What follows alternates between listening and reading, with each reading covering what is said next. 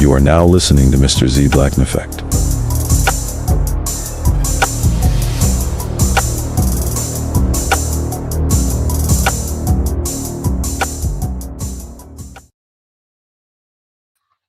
What's going on, y'all? What's going on? What's going on? Like, share, subscribe, hit the super chat on the way in. Right, let's do our intro the right way. Fair use, fair use. Fair use, fair use. What's going on, y'all? What's going on? Mr. Z, about 30 minutes late. Yeah, that's late. That's definitely late. That's late. That is not as late as we can be, but yeah, no, that's not even tardy. Okay, so this is a video and meme dump. We'll be covering a few things that seem a bit random. But we gonna start off, right, with the LGBTQ brothers. What? Z, what you got going on? The LGBTQ brothers got something to say for men's mental health. What? Black men's mental health, huh? Continuing.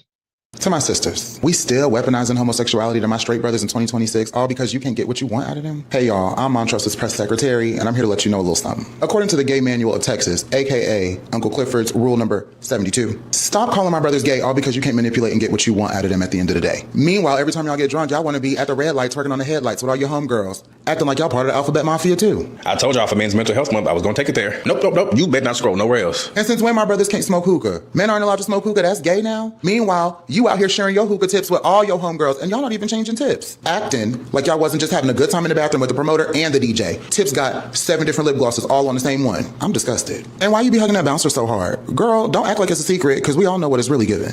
You ain't fooling nobody. No. Don't click up off this video. Don't run away now. We just getting started. You called him a gay because you think he's hypersexual? Meanwhile, he ain't coming because you hold his block the way you hold the Glock, sis. He's gay because you wanted a man who's emotionally intelligent. Now here he is trying to be vulnerable with you. Whole time, sis, you're getting your ass beat by Montrell, your 7th baby daddy. We really need to start thinking this through here. Because you know that man's only available emotion he can express to you is like a caveman. And stop calling my brothers gay because they have pets. What the fuck is wrong with a man having a cat? When we both know your cat hasn't been cleaned and or seen since the recession in 1986. And no, he's not gay because he want to hang out with his homeboys. Maybe he just wants to do something exciting besides lay up under your ass, wrapped up in that damn heating blanket, confused about what the fuck you want to eat every 10 fucking minutes. Girl, hang it up. It's not even interesting. And I'm tired of y'all. I'm tired of seeing y'all become part-time lesbians, all because that past relationship didn't work with y'all. Just because it didn't work with Howard doesn't mean Linda gonna do you any better. All this crying, he's gay because he's nerdy, he's gay because he's in touch with his feelings, he's gay because he cleans his fucking nails. Stop. Just because you found out your homegirl's baby father was gay 10 years ago doesn't mean that we need to go on a witch hunt today. Let it go. And let me wrap it up with this, because on behalf of all the gays and everybody else in the alphabet mafia, baby, we don't want them. Hell, you don't either.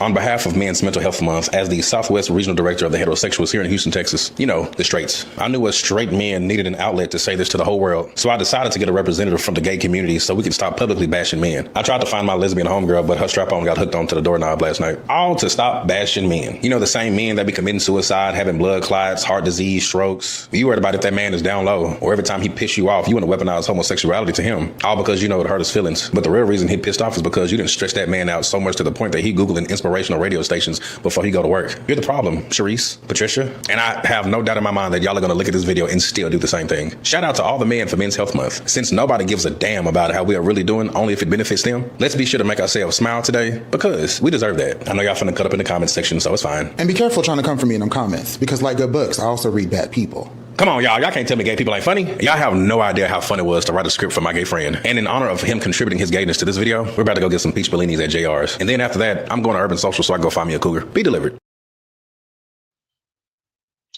Yeah, what's going on? All hell Bolamuccio.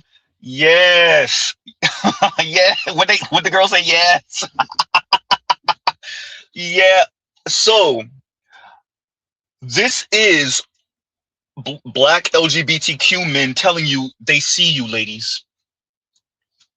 They see you. They know that you're using them as a buffer between you and straight black men. They know all your secrets. They know where the bodies are buried. Huh? They know you full of crap. They know you weaponize LGBTQ slurs on straight black men. Huh? They know you call anything that makes you insecure about your femininity gay. They know that you weaponize that against, once again, straight black men. That's LGBTQ men telling you, yeah, they see you and they know. They know. And yes, they know that y'all unholy alliance is so that you could be just a smidge higher on the oppression ladder, so that you could get a few more crumbs flicked off to you by the dominant society, white society. Black LGBTQ men know that y'all have an unholy alliance. Huh? Yeah, what happened? What, you thought they didn't see it? They didn't know? So for Men's Mental Health Month, it's a bunch of dudes. It's a couple of these LGBTQ men letting you know they see you. Huh? They know y'all not really friends.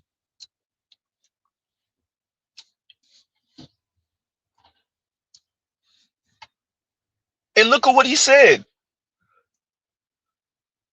Y'all sharing dudes.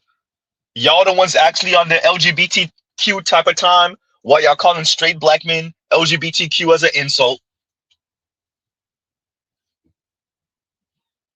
Huh? All hell Bolamuccio says, Men's Mental Health Month. My time to shine. And shout out to the brother. Shout out to him. Huh? People know. Dear black women, but specifically black women. People know. People see you. They see you. Just because you've weaponized intersectionality,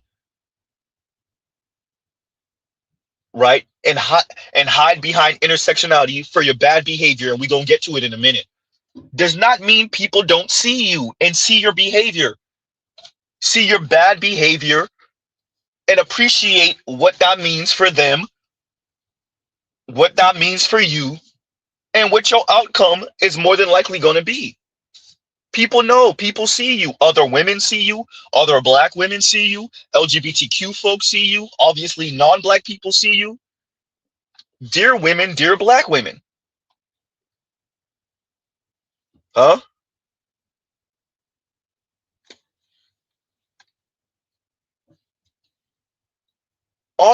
All of this, questioning men's manhood and masculinity because they're saying something that you don't like, particularly black men, obviously. Huh? We see you. And no more hiding, and it's not fair talk, because it's time to be accountable for your individual behavior and for black women's collective behavior concerning black men and largely the black community. What black community? Oops. Huh? Continuing. Like, share, subscribe, hit the super chat. You're probably going to get some emails or text messages about this, but send it to somebody that cares. If I was to have to pinpoint a demographic that I had the worst issues with while working with young teens, it would be black girls. And I know a lot of teachers won't say this or admit this, but it's a fact. With the exception of the few that had an in-home father, the rest of them that either had an absent father or a father that lived outside the household were some of the worst individuals you could possibly deal with. You couldn't tell them nothing. They had a nasty disposition. They were hard-headed, loud, obnoxious, and distracting the entire time. And now we have this young female, and I'm calling her female because she's not a young lady, that decided to do a split and twerk on stage, receiving her diploma and claiming she's being discriminated against because another girl did another horrible act and didn't get the same punishment. You both should be punished, because guess what? There are times and places to be a whore, and the stage of a graduation ain't one of them. But I just can't take it. Every day I've been praying, I become more patient. And I know the saying, more money, more problems. No, more money, more. I say this all the time. We need to bring back shame to the community. Shame would have handled all this. You have to appreciate what they mean by autonomy, what they mean by freedom, what they mean by individuality, what they mean by being their authentic self, what they mean by taking up space is free of consequence. Do whatever I want to do. No rules, no norms, no structure, no anything. Now, I need that structure if and when I bust my ass. life punches me in the face, the consequences come to bear for being whimsical, for being naive, for being a child, for picking wrong, for doing wrong, for being wrong. Huh? So the young lady twerks at her graduation, gets punished, but says that's not fair because the other girl didn't get punished. Okay, yeah, that's it. And I shouldn't be being punished anyway for this type of behavior.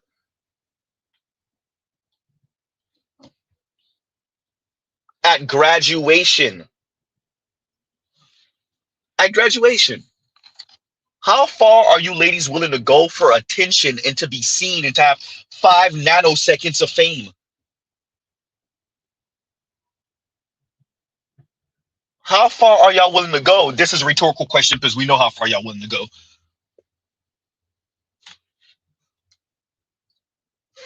Half a second of attention. Y'all are taking this if I can't be famous, then I'll be infamous thing way too far.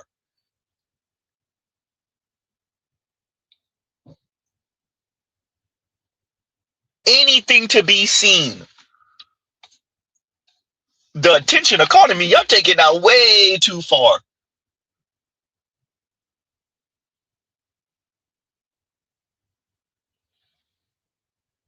The ladies are loud with their actions right now. How loud they're being with their behavior. And because our society says critiquing women and this bad behavior is some form of sexist, women get to hide bad behavior and critique of bad behavior, criticism of bad behavior behind, no, y'all are just being sexist and y'all using the male gaze and this sounds patriarchal and huh? Particularly black women weaponizing intersectionality and hiding behind intersectionality, using intersectionality as a shield for bad behavior. And we know what that's going to mean at the end. Shout out to the white folks. Huh?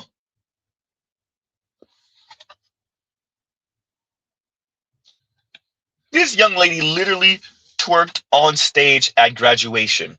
This is how far the ladies are going with it.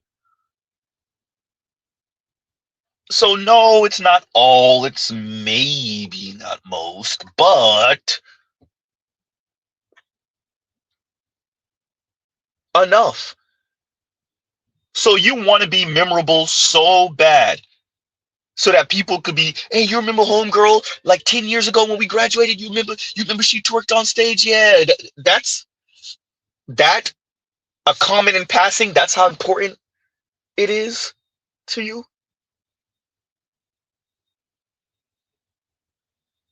That's how important being, air quotes, memorable is to you. That's the long-lasting memory you want people to have of you. So that when they see you in the grocery store in 15 years, they'll remember you. What, in a positive light? Oh, you don't care how they remember you as long as they remember you. And this is how far you want to go with it. Huh? Oh, I didn't know there was a follow-up video. And All for One Black Man says, in the follow-up apology, quote, apology video, basically laughing through it. If you got that video, if you have the link for that, send that to me ASAP. I'll play it right now. If you have that video, brother, send that to me ASAP. I will play it right now. We'll play it during the stream.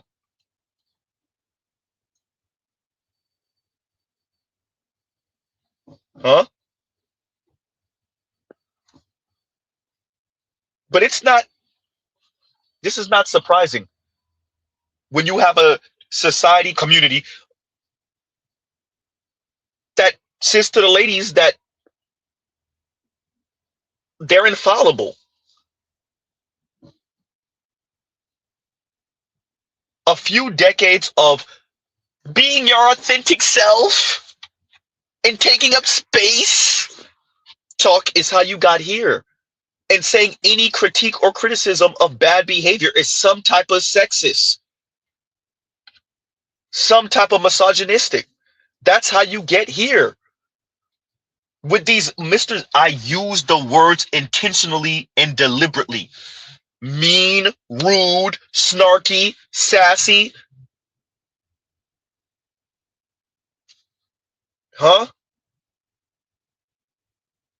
Crass. You can't tell them anything. Huh? They taking that Adina Howard attitude and running all the way off the field, out the stadium, out the neighborhood, out the zip code, out the goddamn city, out the county, out the state, out the country, out the continent, off the planet, out the solar system. Huh? Out the galaxy, out the universe with this crap.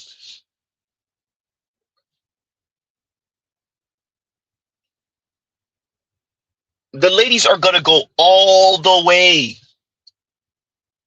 Because particularly in the black community, particularly amongst black women, a certain demographic of women have said to these particular women that there is no consequence for this type of behavior. To be as crass and loud and rude and mean and sassy and smug, unpleasant as you possibly can, particularly as black women. The society owes them eating that because they're black women on a planet with white women. Oh boy, Z, you about to say it. Black women feel that everyone should take their wrath with a smile because everyone, black men, everyone has them on the planet with white women. And because black women don't get to be politically, socially, and economically upper middle class white women, just white women. Because black women, largely in the West, in America, don't get to be white women, then everyone must feel their wrath. Obviously, particularly black men. Huh?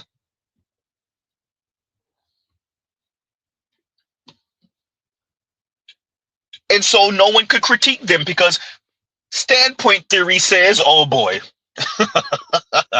any criticism of a black woman or black women's behavior is coming from a sexist, patriarchal, white neo-Christian, white neo-colonialist view. You have the wrong glasses. You can't critique her behavior because you ain't her. Because what informs you is something sexist, something misogynistic, something patriarchal, something classist. Huh?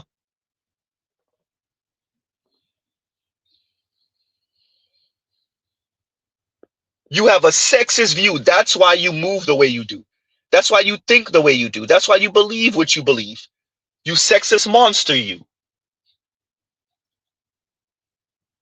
And taking it a step further, like, share, subscribe, hit the super chat.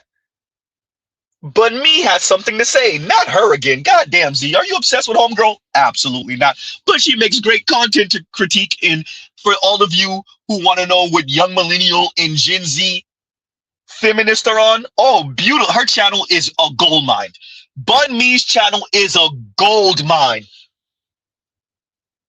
For this young millennial and Gen Z feminist crap, oh, beautiful. Beautiful.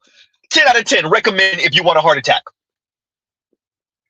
Continuing, like, share, subscribe, hit the super chat. The reason why people call black women masculine is because our behaviors have extended into the realm of masculinity. Men have drawn a line in the sand between what men do and what women do, right? Men have decided what are appropriate behaviors for women, particularly white women. This is what colonialism is all about. Extending whatever behaviors that white men created for white women to everyone. Black women did not meet those criterions, when white women did not shrink themselves to fit the boundaries that white men have created for masculinity and femininity, then black women get labeled as masculine. They get removed from the realm of femininity because they refuse to do what men want them to do. So they strip women away from their womanhood so that it serves as a public-facing punishment for any woman who decides to deviate from what men deem feminine. This is not about what it means to be female. This is about men maintaining social order. So what happens? Men say they don't want to be with black women. Black women are too difficult. Black women are too this. Black women are too that. Whole time, black women are not to be controlled. So they try to remove black women from their femininity, which black women have overwhelmingly constructed themselves, unlike any other group of women. When we talk about the concept of womanhood and femininity and all these things, remember, the reason why black women are not considered feminine is because black women refuse to be controlled, and we decide, not men, we, black women, decide what we think is feminine.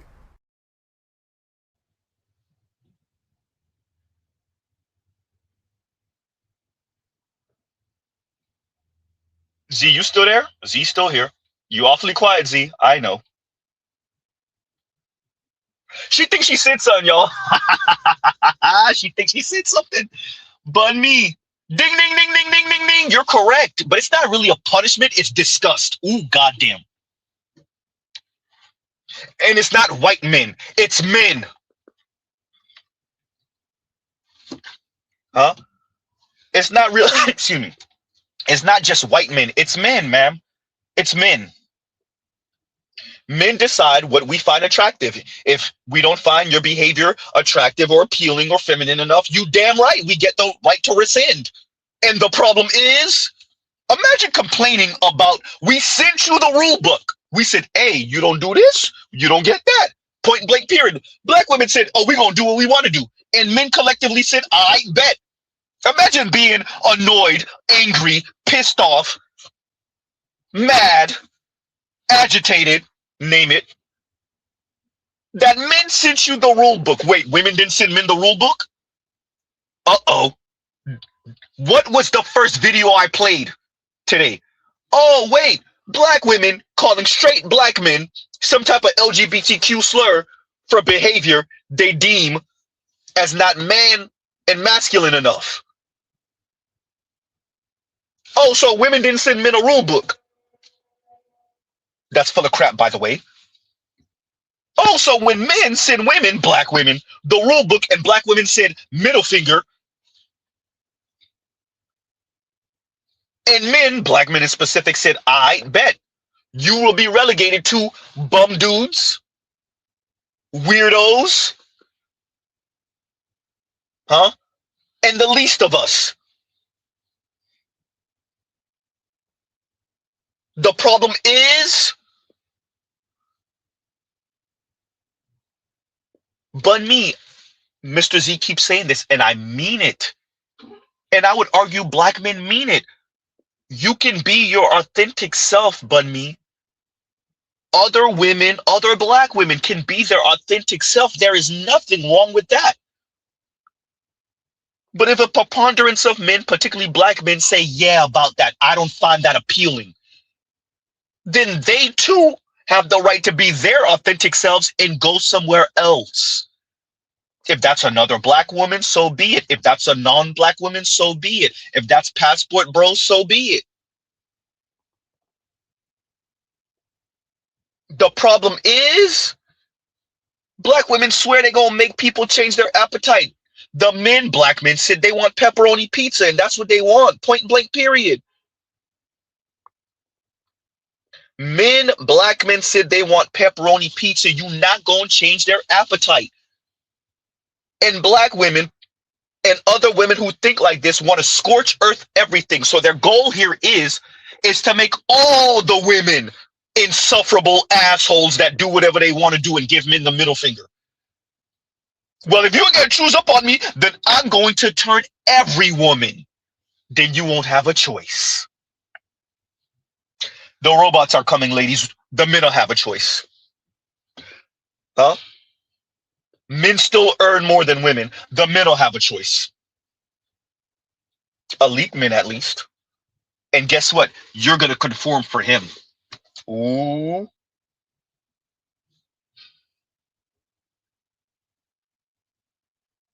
Good point, Trell. And Trell says non-specimen. And he said trademark that. He's trademarking it. For real, though. Dear Bun Me, you can be your authentic self and you will be relegated to the non-specimens. The dudes with no money, no real status, and no looks. Huh? You can end up with and this is what a lot of the ladies want. The person that's a little out there with some money and status. That's when a white dude walks in the room. Goddamn. Huh? Low key, they looking for their version of like a Russell Wilson / what they thought Klay Thompson was supposed to be / what Gabby Sidibe's husband is in their mind. That's what they looking for. And no offense to Gabby Sidibe. That's what they're looking for. That's what the lottery ticket man is. I want to be my authentic self. There's nothing wrong with you ladies being your authentic self. There's nothing wrong with you giving men the middle finger, but the men can say, all right, bet. That's where the whole, if you know, you should find appealing the women who hate men. The ladies are telling you they're being little aggravating, mean, snarky, rude people. They're telling you they're being insufferable. And that's the personality trait. Being a little antagonistic, insufferable asshole is the personality trait for the ladies. Being difficult is a personality trait. And then they turn around and chastise you for not finding that attractive. Because a real man, oh boy, yawn. Ladies, you can be the real you. You can be the authentic you. But the men don't owe you anything, including finding that attractive or appealing.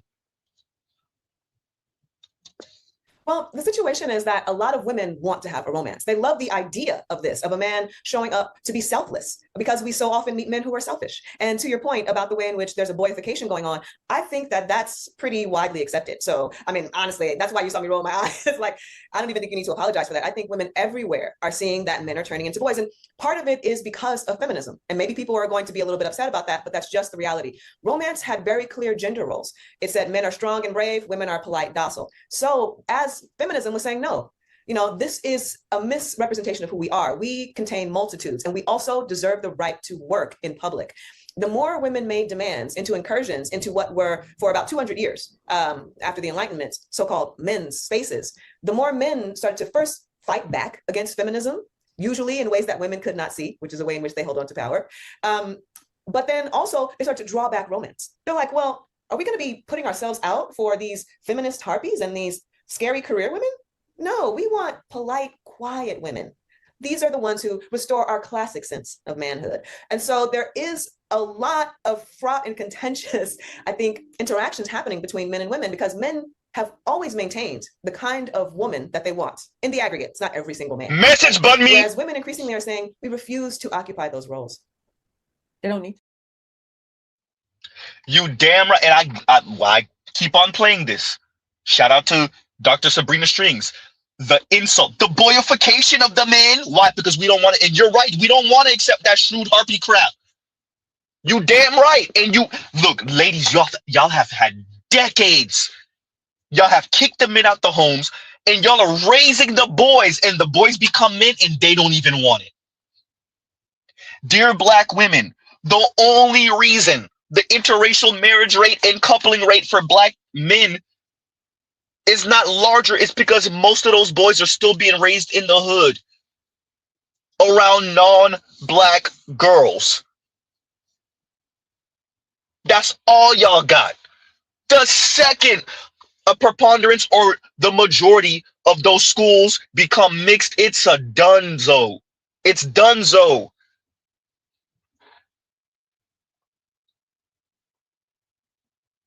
Huh?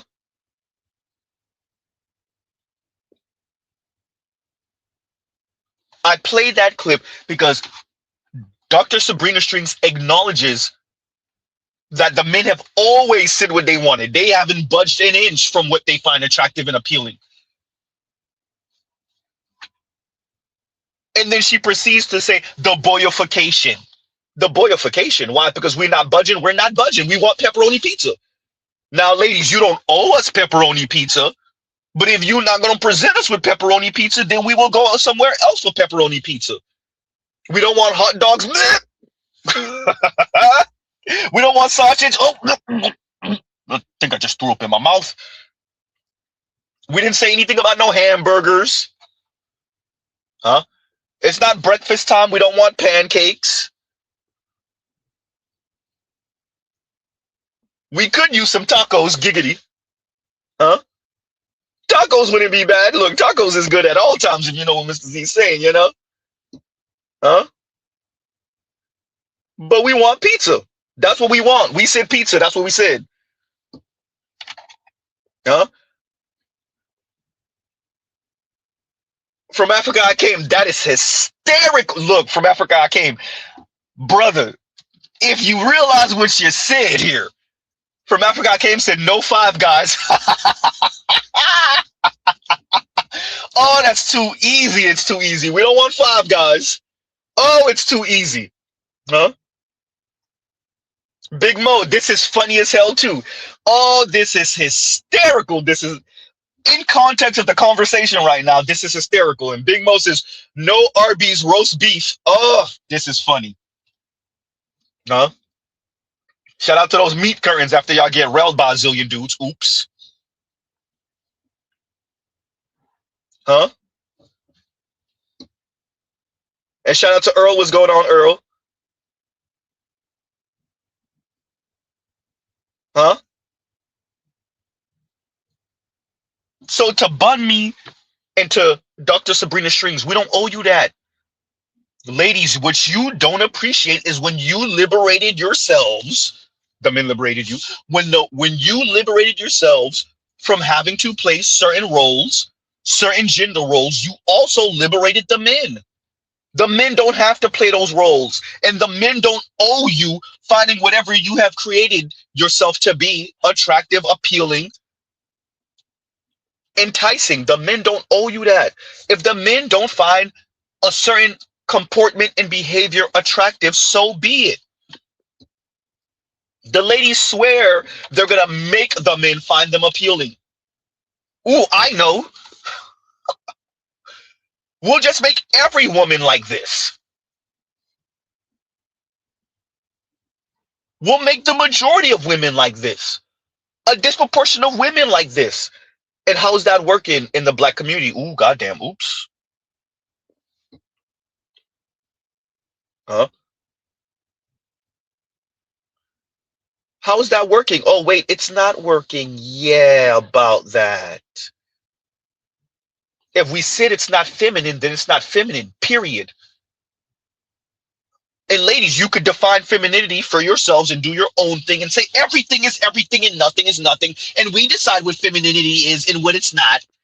And we'll present to you whatever we want. And ladies, you can do that. Enjoy your Golden Girls type situation y'all got going on over there, wherever y'all at. Huh? Enjoy your Golden Girls thing.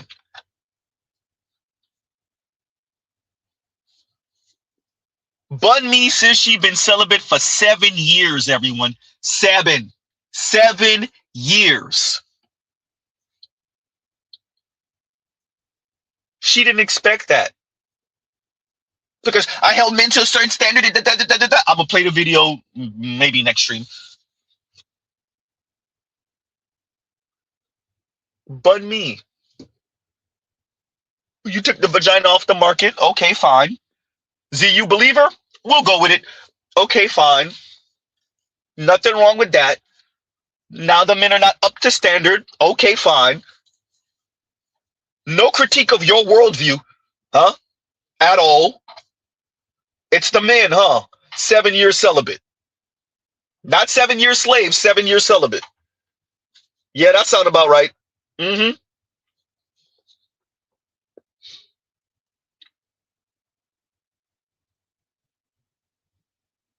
What y'all say? It's not celibate, it's abstinent? Yeah.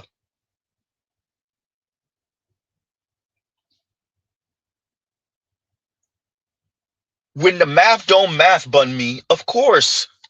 No triple X fun for you. Of course. Your math don't math. Your math don't math. Bun me, have you seen your channel? Your math don't math. And you want a matriarchal world? Good luck. Bun me, eventually you'll end up with the lame ass, limp wristed, probably non-black man. You might be able to pull you a black man that's on that type of time. Within the next, I don't know, in the next, you said it's about 7 years, maybe in the next 3, we'll round it up and say a decade. You'll get somebody. Huh? These women's math be all the way off and then they throw a fit. Abstinent for 7 years because your math is crap. Your Instagram page is evidence of that. Your math is crap. Of course you haven't had triple X fun in 7 years. Your math is crap.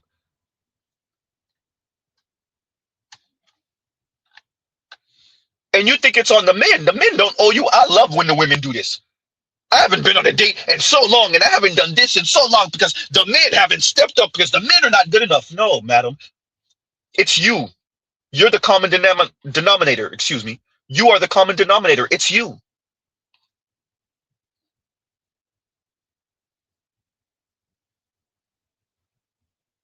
So many women are rude, mean, snarky, absolutely insufferable assholes who impose crap opinions on others and then blame the men for running for the hills, running for their lives, running for their passports. Oops. Materialistic, consumerist, overweight, mean, rude, snarky, talk too damn much. I said it. I know you ain't talking, Z. I know. Huh? Impose crap ass opinions and takes and views that no one asked for, no men at least, on others. And in the midst of being insufferable, they get the behavior from the men that they're insufferable and then blame the men for seeing them as insufferable. It's because you're too patriarchal and I don't care about the male gaze and I do whatever I want. When I say gaze, I mean Gaze, not Gays. Huh?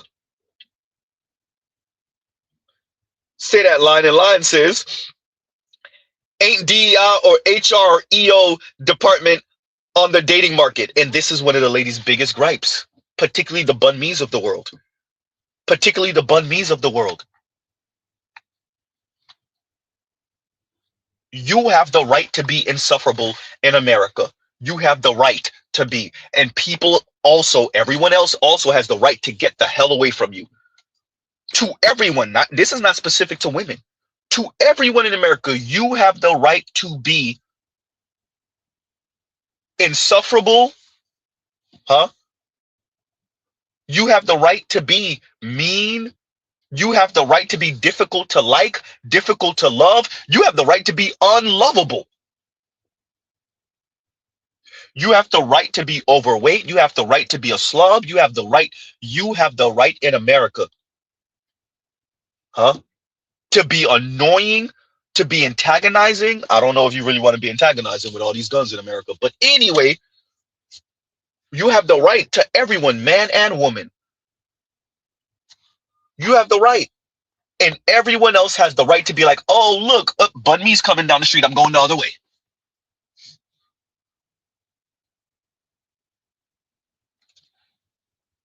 Dear Dr. Sabrina Strings, dear Bun Me, dear women, dear black women, you have the right to say, we don't care what the majority of men have to say about femininity. We're going to construct our own femininity.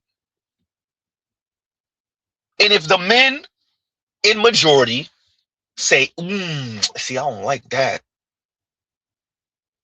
then you just deal with the consequences. And if you decide to throw a temper tantrum and take your vagina off the market, so be it. But me, so be it. We gonna go with it. Because I see somebody in the comments said she ain't been celibate for that long, Z. You know what? We'll go with it. 7 years. That's what she said. We'll go with it. And but me, you think you're punishing us? And this just in from white delegation. They said they don't care about me. Wait, coming in from the Latino delegation. They said they don't care. Coming in from the indigenous delegation. They said they don't care. The Arab delegation in America said they don't care either. The East Asian and the South Asian delegation said they don't care. What about you, black delegation? Black men, do you care? Black men said, send her to the white men. But me, you took the vagina off the table for 7 years? The collective of men said, yeah, about that. Who? But me, who's that? Huh? Send her to Sentinel Island. Huh? Black men said, coming in, put her on a boat, send her to Sentinel Island. But me took the vagina off the table and coming in. Could we send her on a spaceship? Could the aliens have her?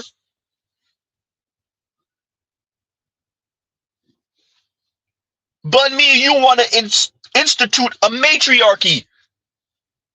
Nothing wrong with that. But the men said, yeah, about that. See, the way my manhood and my penis work. The way the man tool works, see, it don't get excited for all of that type of talk, but me talking. Huh? The way the man power tool works, yeah, nope. Good luck to you, though.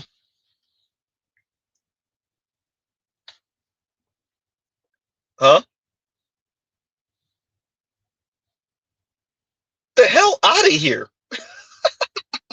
But me thinks she doing something, everybody. And for those of you who's just getting in, we're gonna play the 3 videos that I played earlier, and so y'all could catch up and we'll get underway.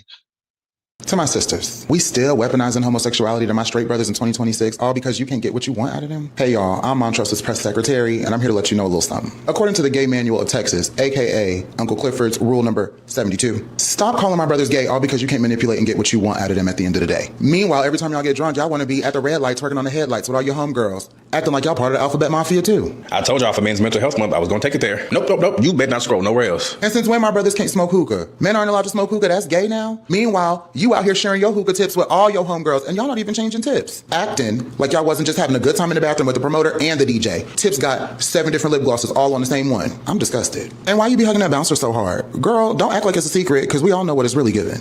You ain't fooling nobody. No. Don't click up off this video. Don't run away now. We just getting started. You called him a gay because you think he's hypersexual? Meanwhile, he ain't coming because you hold his block the way you hold the Glock, sis. He's gay because you wanted a man who's emotionally intelligent. Now here he is trying to be vulnerable with you. Whole time, sis, you're getting your ass beat by Montreal, your 7th baby daddy. We really need to start thinking this through here. Because you know that man's only available emotion he can express to you is like a caveman. And stop calling my brothers gay because they have pets. What the fuck is wrong with a man having a cat? When we both know your cat hasn't been cleaned and or seen since the recession in 1986. And no, he's not gay because he want to hang out with his homeboys. Maybe he just wants to do something exciting besides lay up under your ass, wrapped up in that damn heating blanket, confused about what the fuck you want to eat every 10 fucking minutes. Girl, hang it up. It's not even interesting. And I'm tired of y'all. I'm tired of seeing y'all become part-time lesbians all because that past relationship didn't work with y'all. Just because it didn't work with Howard doesn't mean Linda gonna do you any better. All this crying, he's gay because he's nerdy, he's gay because he's in touch with his feelings, he's gay because he cleans his fucking nails. Stop. Just because you found out your homegirl's baby father was gay 10 years ago doesn't mean that we need to go on a witch hunt today. Let it go. And let me wrap it up with this, because on behalf of all the gays and everybody else in the alphabet mafia, baby, we don't want them. Hell, you don't either.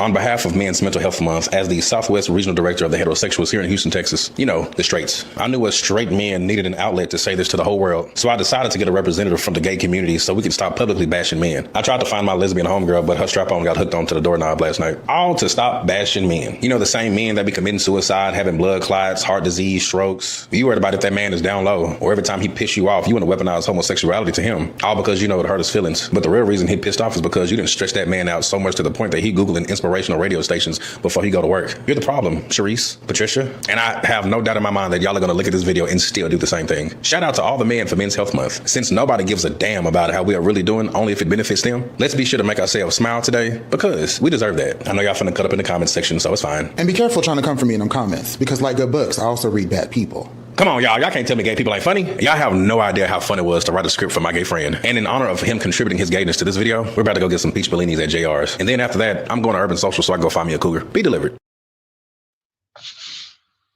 Yeah. As I said earlier, shout out to all the ladies, particularly black women, who try to hide behind LGBTQ men. Y'all got this unholy alliance with LGBTQ men, where y'all have them insult straight men, straight black men for you. What you think they didn't know? What you think they didn't see you? Huh? What you think they don't know about your negative proclivities, your behavior, your sneaky links? Huh? What you think they didn't know? Everyone knows. Dear women, dear black women, everyone knows. Huh? You think LGBTQ men don't realize that you weaponizing them against straight black men?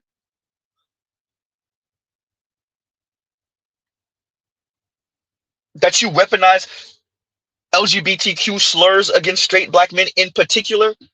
You think that everyone doesn't see your insecurities? Huh? Everyone sees it. Everyone knows. As Mr. Z has said, and shout out to Compassionate and Callous, black men are the beautiful ones in the black community. Black men didn't ask for it. Black men know it, though. Black women know it. And so what black women demand is that black men apologize for being seen as the beautiful ones by everyone outside of the black community. And if a black man does not stick strictly to the script, huh, of self-sacrifice, manhood, and masculinity, kissing black women's ass and lauding them all day because black women are insecure that they're on the same planet with white women. All women of color are insecure that they're on the planet with white women. Goddamn, Z, stop saying that out loud. Huh? If black men are not engaging in that, then they gotta be LGBTQ. What you gotta love about Gen Z and young millennials is that they don't care nothing about what you're talking about. Huh? Continuing. You're probably going to get some emails or text messages about this, but send it to somebody that cares. If I was to have to pinpoint a demographic that I had the worst issues with while working with young teens, it would be black girls. And I know a lot of teachers won't say this or admit this, but it's a fact. With the exception of the few that had an in-home father, Now she's letting you know something. I didn't say this earlier. Black teen girls, yes, because they have been raised that they're infallible. That is the problem. They have been raised that they are infallible. That is how these young girls are raised. And they're being raised by, wait for it, Xer, and now the oldest of millennial women. Yo mama 42, that's a millennial. You 12, 13, 14 years old. Yo mama 42, a 42-year-old insufferable, can't tell her nothing millennial black woman with a 13-year-old. 13, was that alpha? 11, 12, 13, 14-year-old? Was that the youngest of Gen Z or is that the oldest of alphas? Yeah, you damn right. The mama can't be told nothing. The daughter can't be told nothing. You thought Xers and Gen Z, you thought Xer black women with their Gen Z daughters are bad? You ain't seen nothing yet. You ain't seen nothing yet. Wait until these millennial black women get in their 50s with their late 20-year-old alpha daughters. Oh, you if you thought extra women with they Gen Z daughters were the worst, most toxic sludge ever, you ain't seen nothing. As a millennial black man, you ain't seen nothing. Huh? Charles says 14, the youngest Gen Z. So 13 and 12-year-old alphas, black girl alphas, wait until they 18 and 24 and 30.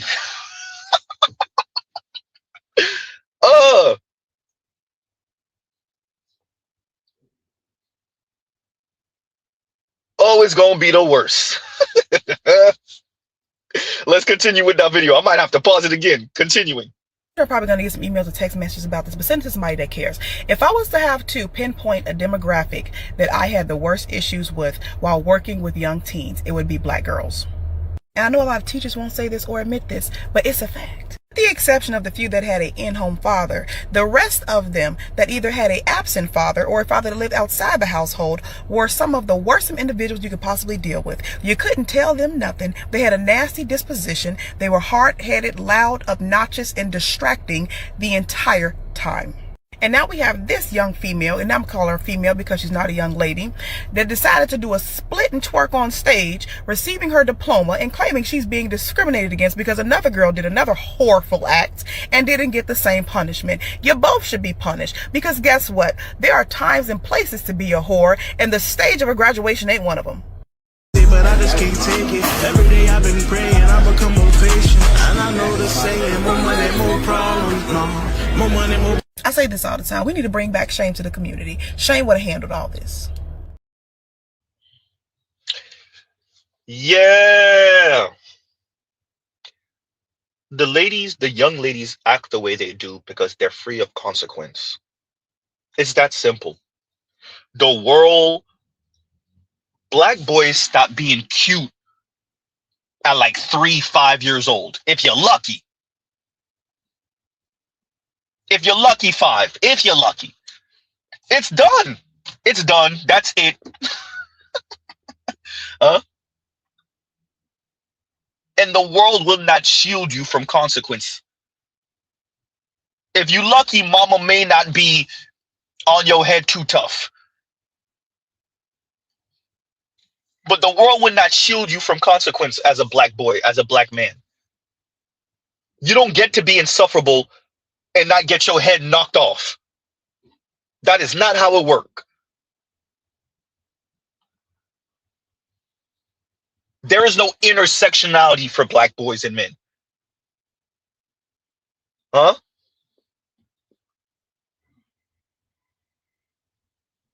But the black girls, on the other hand,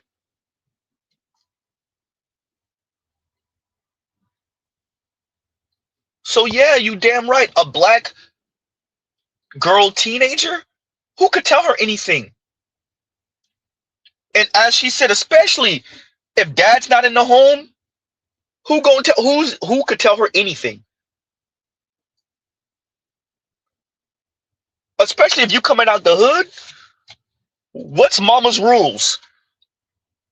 Okay, make sure the dishes washed by the time I get home. Don't be having no boys in this house. Huh? What's the rules? Who's teaching her not to have her elbows on the table when she eat? Not to pick her teeth at the table? Huh? Who's teaching her that?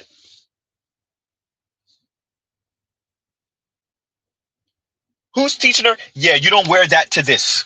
You don't do this to that. Who's teaching her that? That's not the right attire for this event. Who's teaching her that?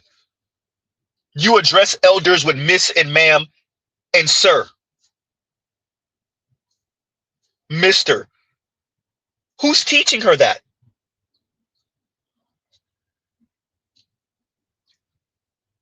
Huh? In the Caribbean community, particularly in the Haitian community, if you're a girl, you kiss every cheek. If you're a boy, you kiss the women's cheek, you shake the men's hand. Who's teaching her and, well, him that? Who's teaching that? Especially if you're dealing with a millennial mama. Oh man, a millennial mama from around the way, from the hood. She wasn't even taught that etiquette. She gonna teach it to you?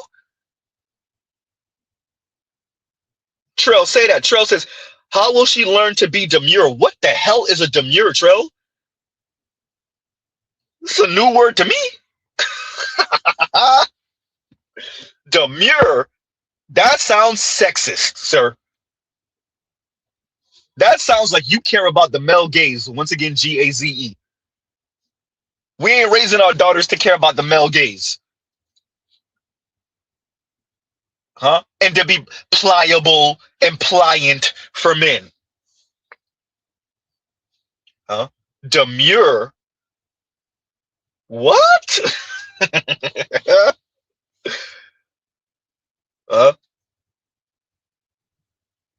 Hell no. Let me acknowledge some people real quick. Shout out to the members. Somebody had to say, Getmo's in the building. What's going on, Getmo?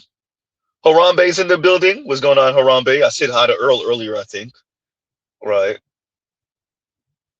Who else we got? I feel like I saw somebody else that I might be forgetting. I'll wait until another comment. Kanguru's in the building. Shout out to Kanguru. All right. I think I said what's up to Big Mo earlier. Toya's in the building. Right. Demure, etiquette, right? Not using profanity in front of your elders. Okay, fine, ladies, we'll go with it. Men not using profanity in front of women, particularly elder women. Who's teaching that?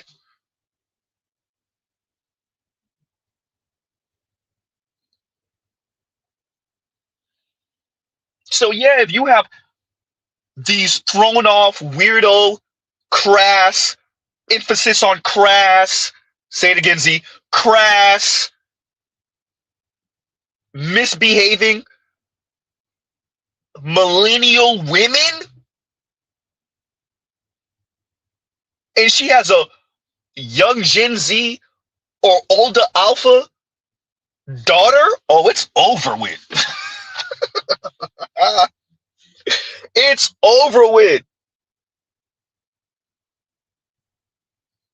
Especially if she has no tact about herself, no class about herself, and you think she gonna teach what she don't have and what she looks down on to her daughter? Get out of here. That is not happening. I'm gonna get to y'all super chats in a minute. Like, share, subscribe, hit the super chat. And we're not done yet. Continue with Bun Me. The reason why people call black women masculine is because our behaviors have extended into the realm of masculinity. Men have drawn a line in the sand between what men do and what women do, right? Men have decided what are appropriate behaviors for women, particularly white women. This is what colonialism is all about. Extending whatever behaviors that white men created for white women to everyone. Black women did not meet those criterions. When white women did not shrink themselves to fit the boundaries that white men have created for masculinity and femininity, then black women get labeled as masculine. They get removed from the realm of femininity because they refuse to do what men want them to do. So they strip women away from their womanhood so that it serves as a public facing punishment for any woman who decides to deviate from what men deem feminine. This is not about what it means to be female. This is about men maintaining social order. So what happens? Men say they don't want to be with black women. Black women are too difficult. Black women are too this. Black women are too that. Whole time, black women are not to be controlled. So they try to remove black women from their femininity, which black women have overwhelmingly constructed themselves, unlike any other group of women. When we talk about the concept of womanhood and femininity and all these things, remember, the reason why black women are not considered feminine is because black women refuse to be controlled, and we decide, not men, we, black women, decide what we think is feminine. There's nothing wrong with that. And the men have the right to say, you can have that over there in the corner with other women, your Rolls toy. Huh? You can have that with other women, your Rolls toy, and the non-select men over there. Huh? The non-specimen, as Shrell said. You don't have to conform to anything the men are saying. The guys, the preference, the specimens, the men with resources and money, the men with stability. Oh, goddamn, Z. Huh? You don't have to listen to nothing we're saying. But stay over there in the corner over there. Ah, but you can't. See, that's the problem. You got to be loud and proud with your crass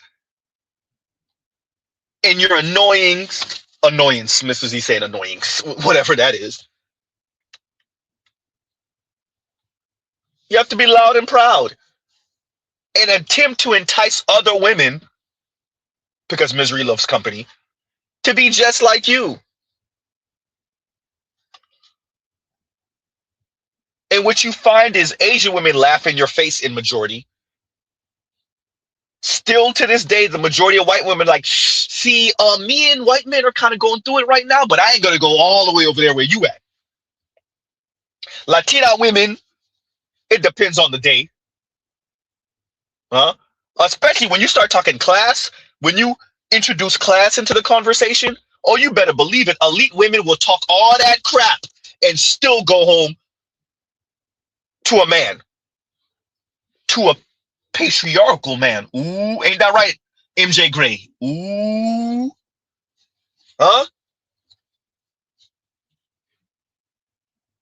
You only go have a handful of Kim Fosters, and we still don't know what her dynamic with dude is. Huh? What's going on, Inspired Truth? What's going on? Tunnel Runner, what's going on?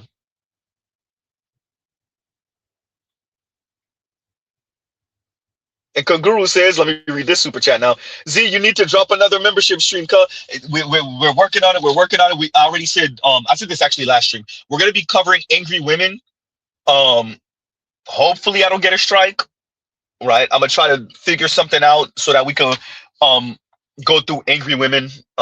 This is going to be my third time covering it, but I think covering angry women, covering what radical feminists were saying in the 70s, the 80s, and even the early 90s, and seeing how radical, air quotes, radical it was then, but seeing how your average woman is speaking now.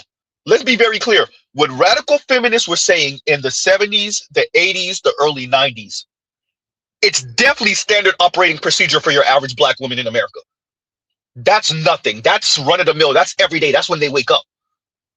And it's even not extreme for your non-black woman. So we're going to be covering that soonish. So I definitely want to keep the members fed. Shout out to the members, right? And thank you for the super chat. Thank you for the super chat, right? And Tunnel Runner says, get the likes up. Like, share, subscribe, hit the super chat. I'm going to check on them likes in a minute, right? So I played that clip from Bun Me to emphasize to everyone that the Bun Me's of the world appreciate that men see them as unappealing. And it may not always have to do with their physique or their skin tone or any of that. Their attitude is crap. And the ladies go real far to be antagonistic, especially to the men that they're not instantly physically attracted to. The ladies are antagonistic as hell, insufferable as hell.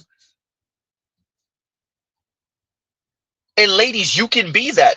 America's a free country. But the men can move accordingly. And the men don't owe you nothing. They don't owe you pulling over to the side of the road when they see you broke down on the side of the road. They don't owe you stopping whatever other man is aggressing towards you. They don't owe you getting up from their seat on the bus or the train that's full. These are gentlemanly acts, huh? These are chivalrous acts, and the men don't owe you engaging in that. If you don't owe the men a certain type of comportment, appreciate on the other side of that are the men not even conspiring. I want you to understand, most men ain't talking what they not gonna do because women ain't doing. Most young men, that is not the conversation. They're just moving accordingly. Not to mention, y'all said equal. The men, the young men, especially under the age of 30, they believed you. See, the problem is the ladies aren't being honest. They're not saying what we meant to say is special and equal at the same time.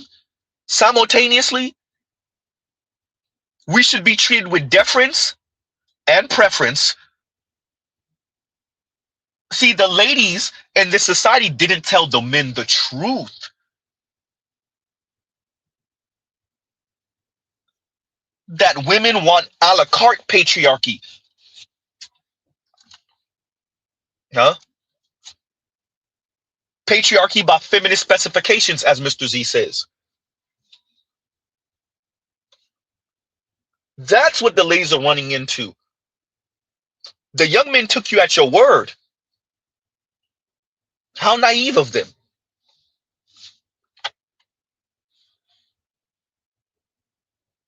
And so now y'all are running into men, particularly young men, who took you at your word when you said equal. And now you say, well, shout out to Bun Me, well, y'all have bigger bodies and y'all are taking away chivalry. And as Dr. Sabrina Shree says, the boyhood, the boyification of these men. What y'all saying, the men throwing a temper tantrum because the ladies don't want to be ladies the way the men say? And so now y'all throwing out these insults, the boyification of the men. Wait for it, wait for it. What you about to say, Z? And the problem is, ooh, goddamn.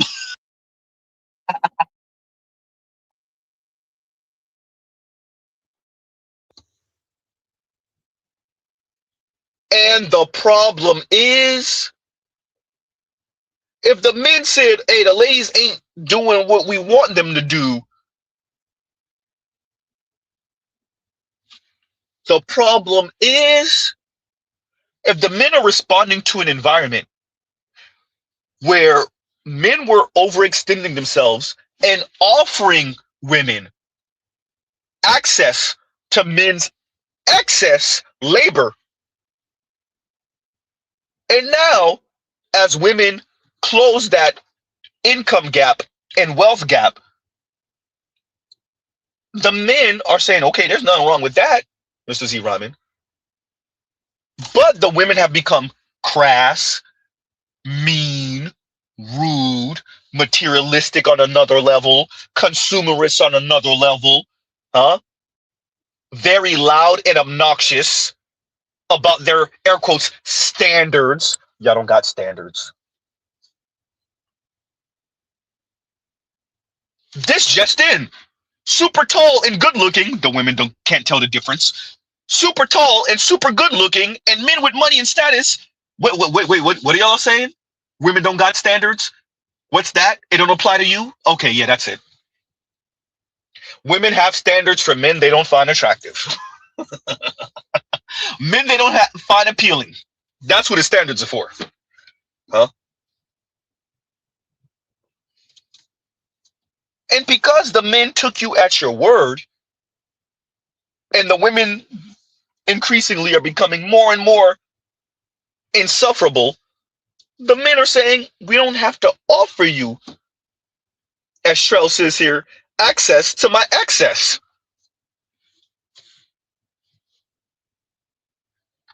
We don't have to overproduce for you.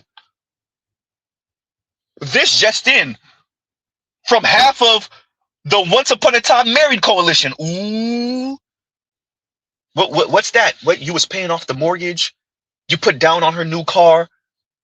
That Jeep Grand Cherokee you put down? Wait, what? Huh? You were paying for school uniforms? Wait, what? Wait, and she still divorced you? Oh boy. She said she got bored. Oh goddamn. Uh-oh. The Once Upon a Time Married Coalition of Men says,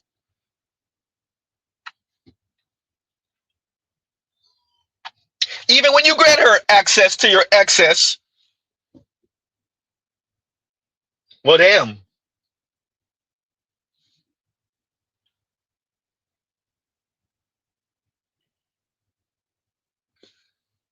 The men don't owe the women this behavior, this comportment, this idea of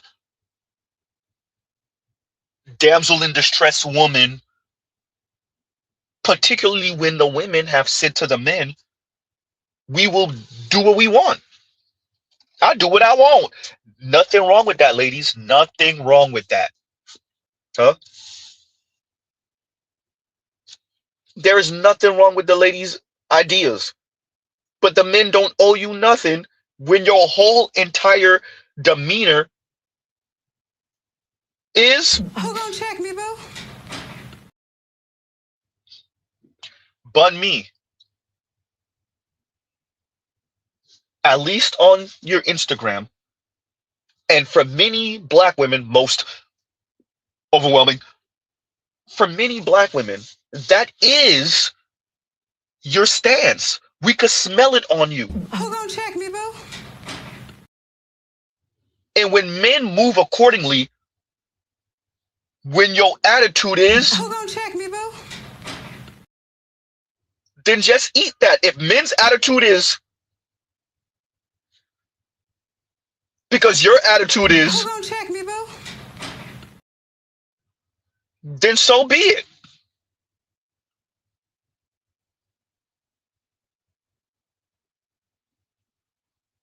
And that is the complaint. Notice the how visceral that is for Bun Me when she says punishment. The men are punishing us as women, as black women, because we're not moving the way they say. And the problem is, wait, Bun Me, you think you saying something? What are you saying, Bun Me? What top tier? Your dick is not equal to my fucking pussies. Point blank period. Huh? And if that's what you're saying, Bun Me, then the men have something else they're saying. You will put other people in this organization at risk, and that organization does not want to take that risk. So you do not have this job anymore if you decline it. With any public health decision, there has to be a consequence to you not participating in that social contract. It's all there, black and white, clear as crystal. You get nothing. You lose. Good day, sir. Yep. Huh? And shout out to Bun Me. Shout out to Bun Me.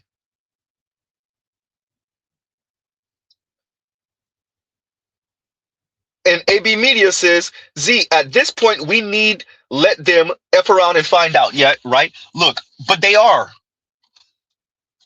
AB, they are. Black women don't. Z, you gonna go on your whole tirade again, huh? Black women don't got no money. Huh? Black women don't have any money, AB. AB, don't let TV fool you. Black women don't have any money. And I need to do a whole stream about those celebrities letting us know, those actors letting us know how little they done got paid for movies and stuff like that. They don't have no money.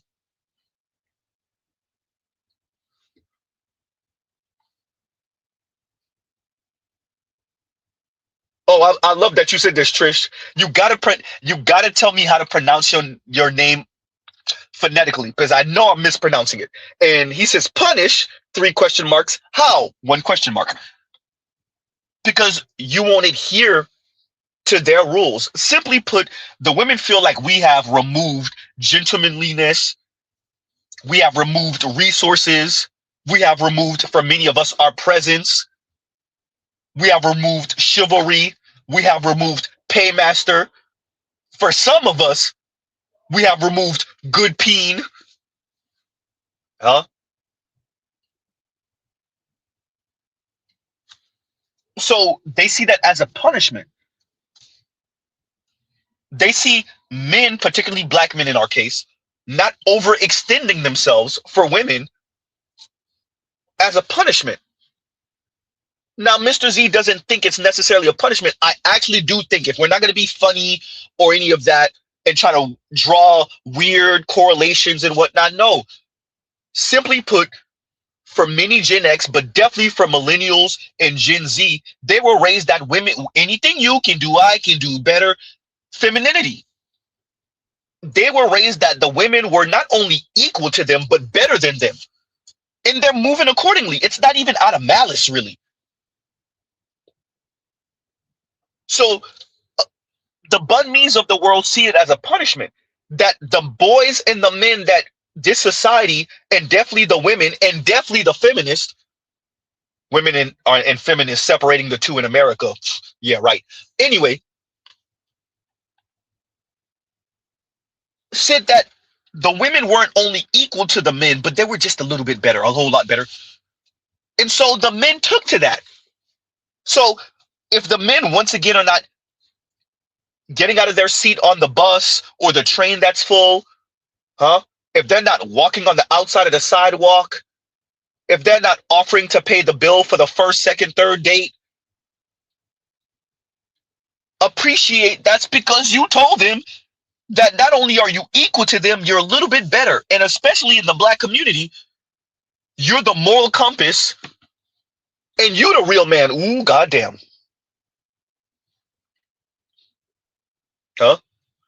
Shout out to the Clips, no malice, right?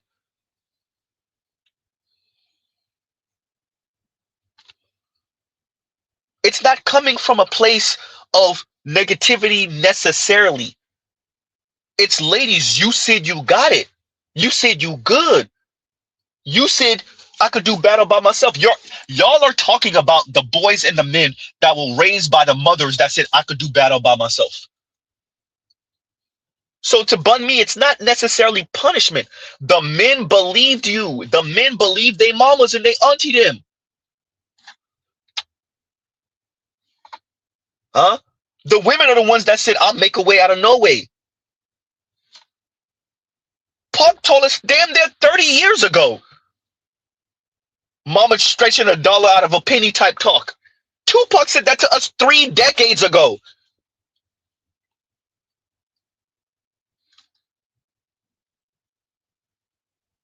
Stretching $1 out of 15 cents.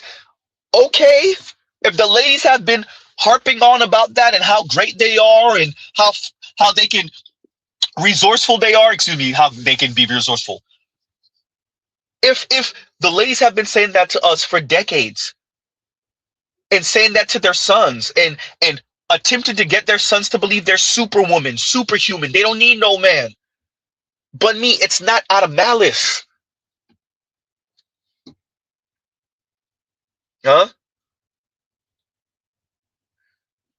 The men are moving accordingly. The boys are moving accordingly.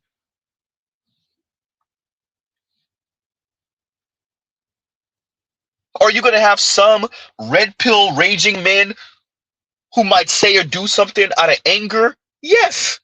But for most men, once again, most men are not coming into contact with red pill content every single day. They're not in red pill and manosphere spaces on the internet.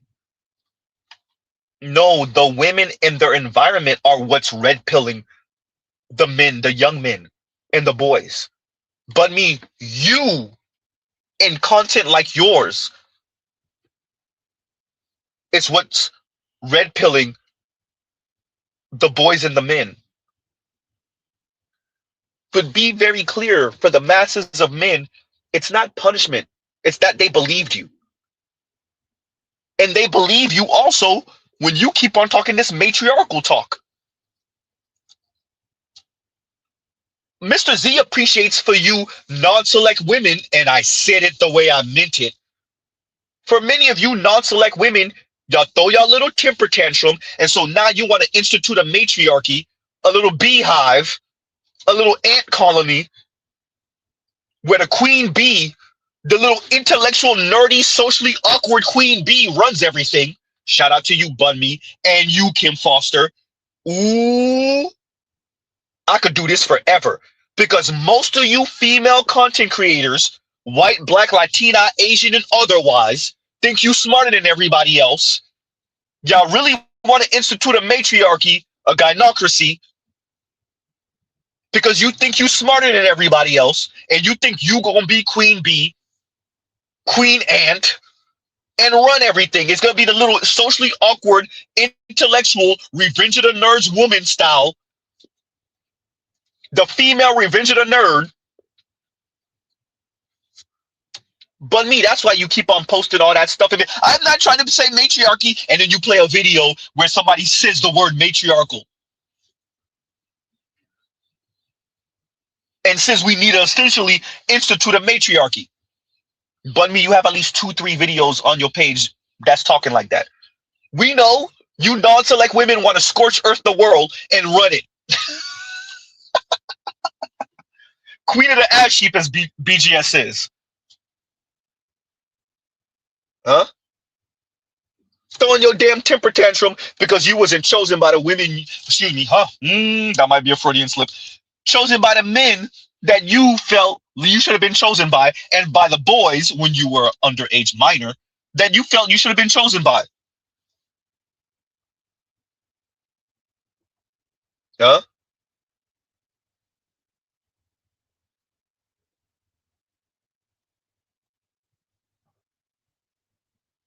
And Mike and Vince Perkins says, D.L. Hughley said, black women are the moral compass. D.L. Hughley said, black women are the moral compass of America. I think at one point that might have been true. I think at one point in American history that might have been true. If I'm super gracious, black women's jealousy of white women and intersectionality and them attempting to do the whole oppression Olympics thing with black men and materialism and consumerism, they traded that. They traded being the moral compass for the lifestyle. Ooh, damn, Z, you going there. Let's go meta. I'm not even going to make this a behavioral issue. Black women traded their morality for a few shiny things. It's that simple. Black women traded their morality for a few shiny things. And black women are not the only ones who did it. Ooh. A lot of folks. Z, you gonna go there. A lot of people went from hippies in the 60s to Reaganites in the 80s. A lot of people transform. Y'all know I was honest with my subscribers. I worked for the Florida Democratic Party in 2016. I watch a lot of Bernie bros psych themselves out and say, you know what? Yeah, the Democrats are right. Yeah, we should. Yeah, she's the more pragmatic and practical choice. I watched it. That's why I told y'all, Mr. Z been writing in names or voted down ballots since 2016. I watch it. I refuse to vote for Hillary Clinton. I wasn't going to vote for Trump either. So, was that the one where I wrote in ADOS, or was that the one I wrote in Bernie Sanders' name? I think I wrote in Bernie Sanders' name in 2016. And 2020, I wrote in ADOS. And 2024, I left it blank. And there you go. Yeah, I refuse. So, yeah, at one point, black women were probably the moral compass of the U.S. And they traded it for a few nice things, for some shiny stuff. And here we go. Not even for most black women. For Oprah, black women traded their moral compass. They stopped being the Betty Shabazes of the world and the Coretta Scott Kings of the world, huh? And the Medgar Evers of the world. They traded that in to be Oprah. Ooh, goddamn. For Oprah. They traded it to be Oprah. They traded it to be Kim Foster. And I'm not just saying her name because we say her name here. No, I meant it the way I said it. They traded it to be the Kim Fosters of the world. Huh? They traded it to be the Meg Thee Stallions of the world. They traded their morality to be Meg Thee Stallion. Huh? We could speak about how bereft black men are of morality and whatever any woman that's going to listen to this is going to say, any black woman, fine, we'll go with it for argument's sake. But ladies, appreciate this. Black women, you traded your morality For one Oprah, for one Michelle. Ooh, goddamn. For one Michelle Obama. You traded your morality for that. You traded your morality for Condoleezza Rice and Susan Rice. That's what you traded your morality for. You traded your morality so that a handful of y'all could be with white men. That's what you traded your morality for.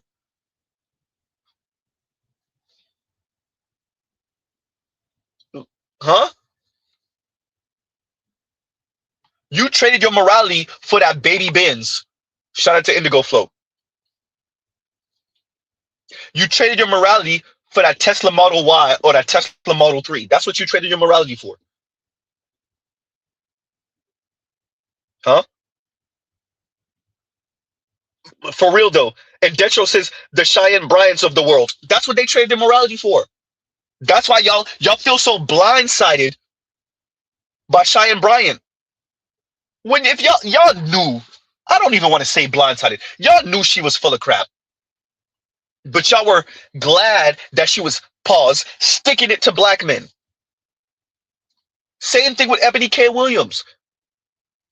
Y'all realize she's insulting y'all too with her classist talk. Same thing with Kim Foster. Y'all realize she's being smug towards y'all too. She's not just being a classist, smug asshole to black men. She's being a classist, smug asshole to y'all working class black women also. Same thing with Chrissy. Huh? Y'all realize that.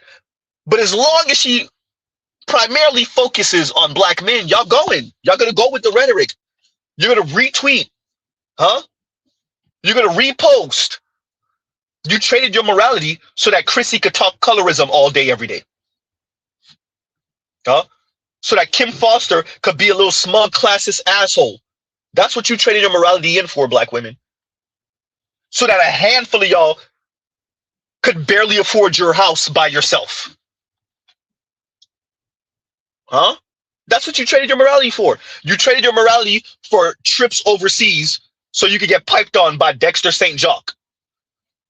Huh? Or by Luigi in Italy. Not the Luigi over here. Shout out to the Luigi over here in the US. Huh? That's what you trade your morality for. For a couple of stamps in your passport. Talking about passport bros. No, passport sis. For a couple of trips overseas. Huh? You traded your morality in so you could say, I do what I want. You traded your morality so you could get piped on by a young brother that you work with that's 15 and 20 years younger than you, and nobody say nothing because y'all sneaky linking. That's what you trade your morality for. You trade your morality in for I'm in a bind, Nate, when you in the struggle. And you getting piped on for a few dollars by a dude that's 20 and 25 years older than you. That's what you trade your morality in for. Mr. Z could do this all day, y'all. Huh?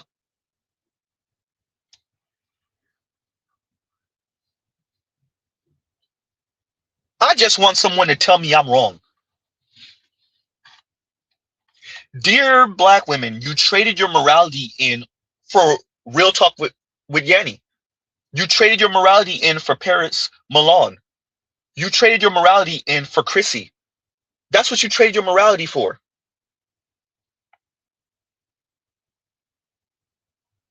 Huh?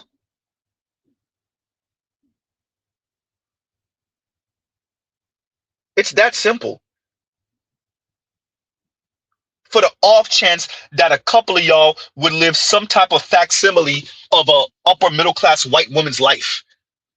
And according to Tone Talks, that's only a handful of you. A relative handful of you will ever, the Kim Fosters of the world, ever live a facsimile of an upper middle class white woman. And y'all traded your morality in so that Kim Foster could exist. Huh? So that the Simmons girls could exist.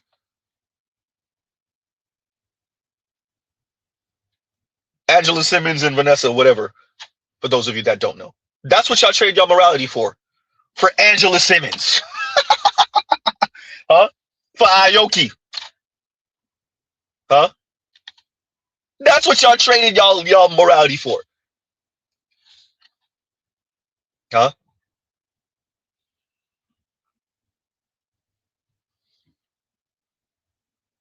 For the Williams sisters to go end up with non-black men. That's what y'all traded y'all morality for.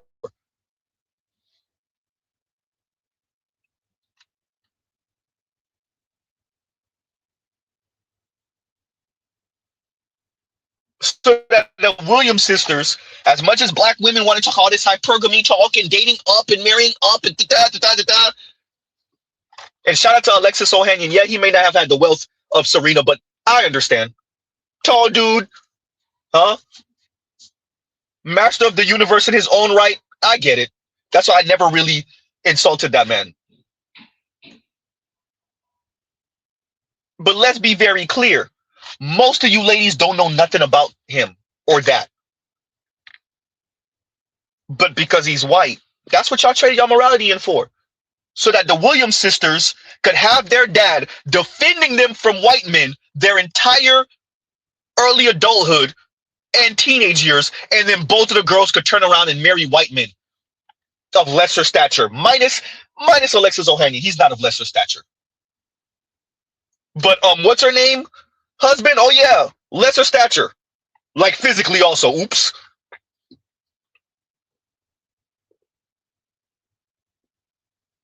Huh?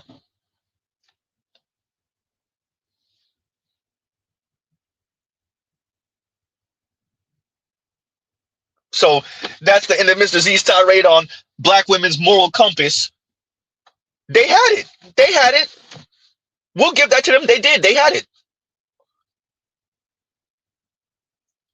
Black people had it.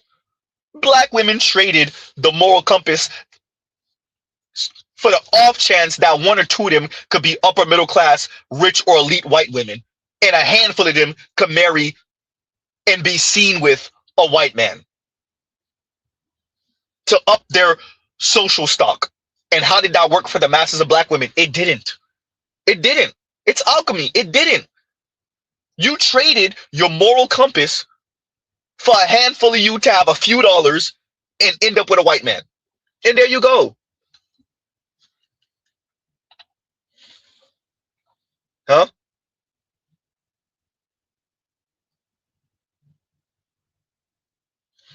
Continuing. So we played that. What's next? We'll go a little political and economic real quick. What's your personal recession indicator? When we wasn't paying attention in class, the teachers used to be like, oh, if you ain't paying attention now, you're going to be grown flipping burgers at McDonald's. Now, if I see someone working at McDonald's, the only thing I think is, hey, at least you got a job, you know? I work at a dental office and people keep mass canceling their appointments because everyone keeps losing their insurance coverage. Somebody on Facebook said the economy used to be so good that when you would have a roommate, people would genuinely think you were gay. Times have changed. I think the biggest recession indicator is that famous lesbians are getting boyfriends. Signs of a cost of living crisis when the lip liner is smaller than the lid. 31 years old, I live with my parents, I have adult braces, and I still get bitches. White man in a polo and khakis doing DoorDash. We're fucked. One of my best friends, who's a real estate agent, just told me that he wants to apply to law school. Yeah, and there's a couple of these rolling around on the internet of the recession indicator. It's not a recession. This is permanent. This is going to be. Let me say that differently. Tinfoil hat time, everyone. I think we're going through degrowth, and I think the whole Iran situation is part of that. I think we're going through degrowth by everything but the actual word. It's there. I think we are way. Z, how long you gonna do it? Way overdue for a market adjustment.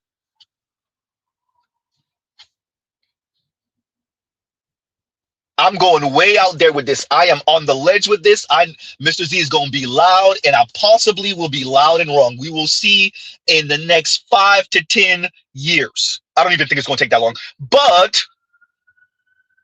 I'm going to go way out there, put my reputation on the line, sound like the crazy conspiracy uncle, and say we are way overdue for a market adjustment in the West, in America in specific. Huh? And what we're experiencing is the beginning stages of degrowth. And I think the K-shaped economy is an example of that. And I've been hinting towards that and actually just openly saying it, that we are going to go through a world where that does not mean that those of us on the bottom part of the K will not have any nice things. That is not what I'm saying. What I am saying is we are going to a world where it is going to be the first couple of episodes of Cyberpunk 2077, where it's so unbelievably obvious the wealth gap and chasm. It won't just be when you see the type of car someone's driving or when you see what zip code and home they have. No.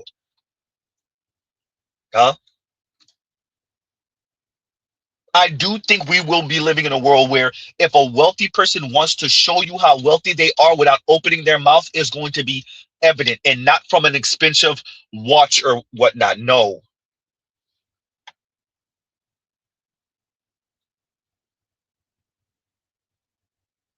Huh? I do think this is the beginning stages of degrowth. And the bottom part of the K-shaped economy is going to have some real come to Jesus conversations with friends and family about money, particularly those of us that are Black. I agree with Tone Talks 1,000,000,000% that for Black folks, and I include me as a child of Black immigrants, first generation American,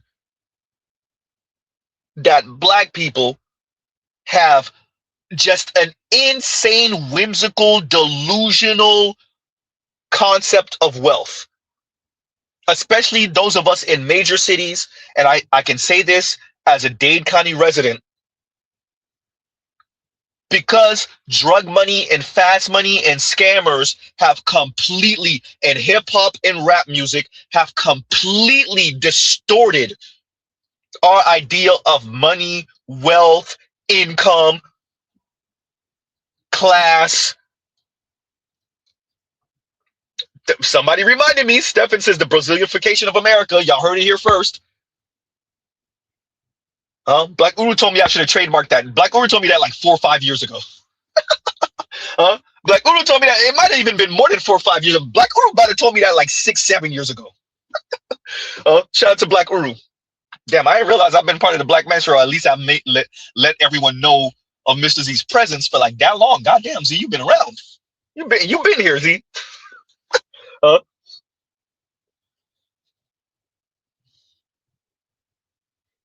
It is the Brazilianification of America. Huh?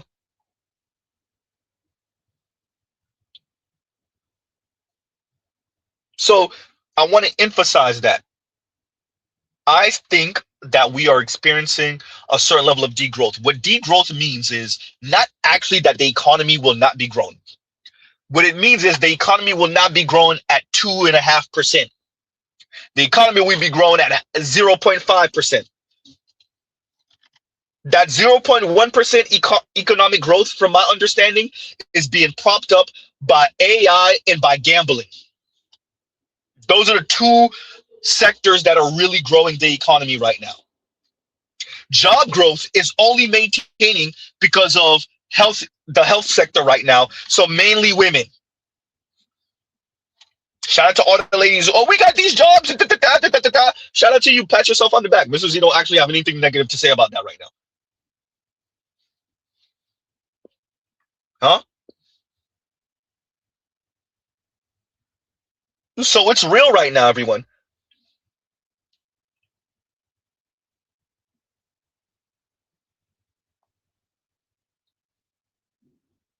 What do you mean by PM? And Trell says, when did scammers become the PM? Well, low-key, you can argue that your president is a scammer. Ooh. Just saying, them Trump steaks and all that other stuff. Did any of y'all get y'all Trump watches? Did any of y'all get y'all Trump shoes, the Trump tennis shoes? What about those of you that invested in whatever crypto he had? Huh? Whatever cryptocurrency right before he became president the second time. What about those people? There's an argument to be made, Trell, that POTUS is a scammer. There's an argument to be made. Dude trademarks his name on buildings, bro. Huh? I'm just saying. Now, yes, there could be an argument to be made that he's not the first president that's a scammer. True. But dude is a whole scammer out here. I'm just saying. Somebody tell me I'm lying. You know? Yikes. Like, share, subscribe, hit the super chat.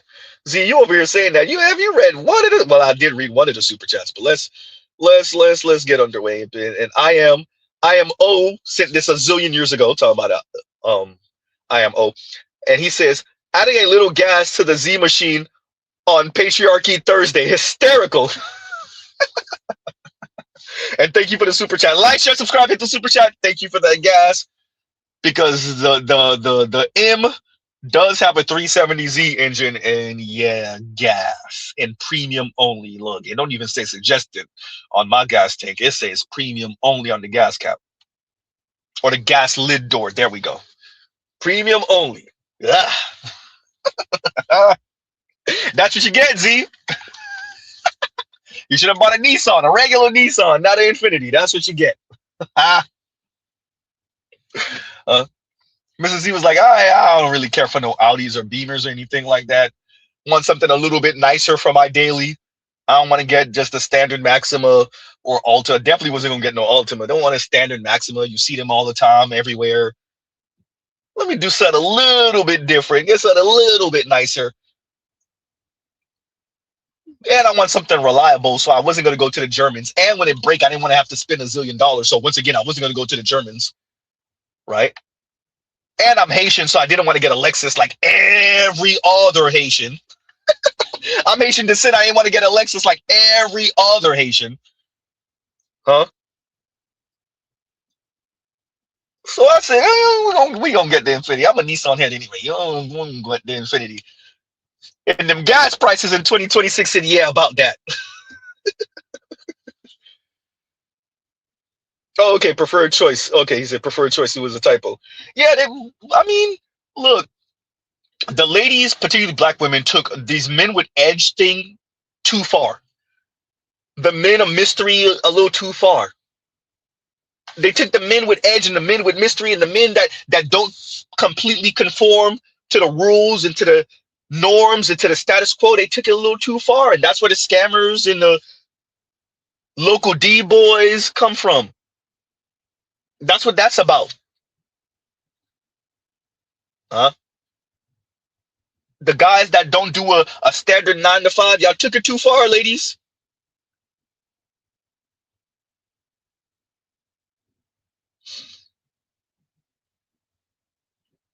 Y'all took it way too far. And we're here now. So we're going to play it again and continuing. What's your personal recession indicator? When we wasn't paying attention in class, the teachers used to be like, oh, if you ain't paying attention now, you're going to be grown flipping burgers at McDonald's. Now, if I see someone working at McDonald's, the only thing I think is, hey, at least you got a job, you know? I work at a dental office and people keep mass canceling their appointments because everyone keeps losing their insurance coverage. Somebody on Facebook said the economy used to be so good that when you would have a roommate, people would genuinely think you were gay. Times have changed. I think the biggest recession indicator is that famous lesbians are getting boyfriends. Signs of a cost of living crisis when the lip liner is smaller than the lid. 31 years old, I live with my parents, I have adult braces, and I still get bitches. White man in a polo and khakis doing DoorDash. We're fucked. One of my best friends, who's a real estate agent, just told me that he wants to apply to law school. Oh, wait, we're not done yet. Children didn't get expensive, they got unnecessary. And that should terrify you. Here's a comparison that sounds insulting until you sit with it. Children are like horses. In the early 1900s, major cities were drowning in horses. They powered transportation, hauled goods, made economies move. People didn't keep horses because they loved horses. They kept them because they needed them. Then Henry Ford dropped the Model T. Within a few years, the need collapsed. Not because horses got more expensive, but because cars did the job better. Today, the only people who keep horses are the ones who genuinely love them, despite the cost, the mess, and the work. An economist named Catherine Pakaluk argues children are going through the same transition, and the data backs her up. For most of human history, children met 3 needs nobody had to consciously think about. They worked in the fields, in the family business, and in the household economy. They provided security. If something happened to you, older children kept things running, and they were your retirement plan. Not metaphorically, literally. Then machines replaced the labor, insurance and dual income replaced the security, and Social Security replaced the retirement math. The need didn't fade slowly. It got systematically outsourced. Program by program, technology by technology, until one day, children were just optional. But here's the part that should actually unsettle you. Your grandparents didn't decide to have kids. That's just what you did. The default. You're the first generation that has to actively choose it, against a culture that models the good life as optimized, unencumbered, and free. Behavioral science is unambiguous about what happens when something shifts from default to deliberate opt-in. Participation collapses. No subsidy fixes a default shift. Japan tried bonuses, incentives, paid parental leave for years. Birth rates kept falling. Because you can subsidize diapers, you can't subsidize desire. The fertility crisis isn't just an economic problem. It's a meaning problem. Ask almost any parent who genuinely loves their kids whether they'd wish they'd had fewer. Almost none of them say yes. I just really didn't even know I could love like that. It's really my priorities shifted completely to them. They turned my world upside down, or in the best way. So why does the story we're telling make it feel like the obvious answer is no?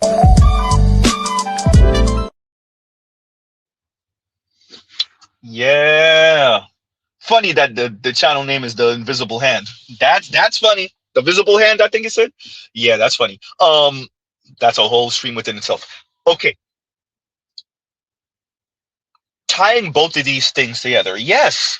And I'm glad that he emphasized that. It's no longer the default. Wait, Z, you gonna go somewhere else with this. Also, marriage and coupling. God damn, Z. Should have known that was coming. All of the markers of coupling are no longer the default. Coupling is no longer a default.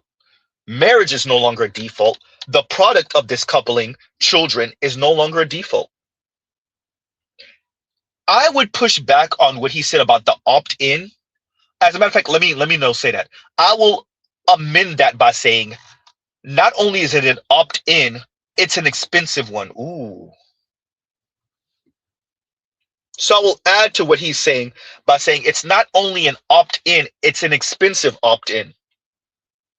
And that's what's making it more and more difficult for young folks to say, I'm gonna do that. You essentially have priced out your average person. They have to know they're going to take a financial hit and have children and get married anyway. For men in particular, men have to know, I'm going to take a financial hit with this marriage and with this children, and she could still file for divorce. And I'm going to do it anyway. That's a hard ask. That's a hard ask. Huh? So you damn right. Young folks are opting out of having children, especially when you're telling them to raise a child to 18 is some $300,000. If you follow the script, it's $300,000. And that was a couple years ago. That's number one. Number two, the milestones and the life markers of adulthood have become more expensive and they're further out. For your average first-time home buyer is what, 42 years old or something like that? Something along those lines? You damn right. If we're not getting our first home until 42 years old, we're supposed to be having children? The age of first-time marriage is steadily going up, and here's the important part. Mr. Z thinks it's going to plateau. It's not going to keep on going up. It's going to be elite people are still going to get married around 28, 29, 30, maybe. Maybe it goes up to 32. And everyone else will not be getting married for the most part. That's what's going to happen. Wait, Z. That's already happening. Ooh. Huh? Charles says plus 250,000 for college. Well, damn. Huh? That's what's going on.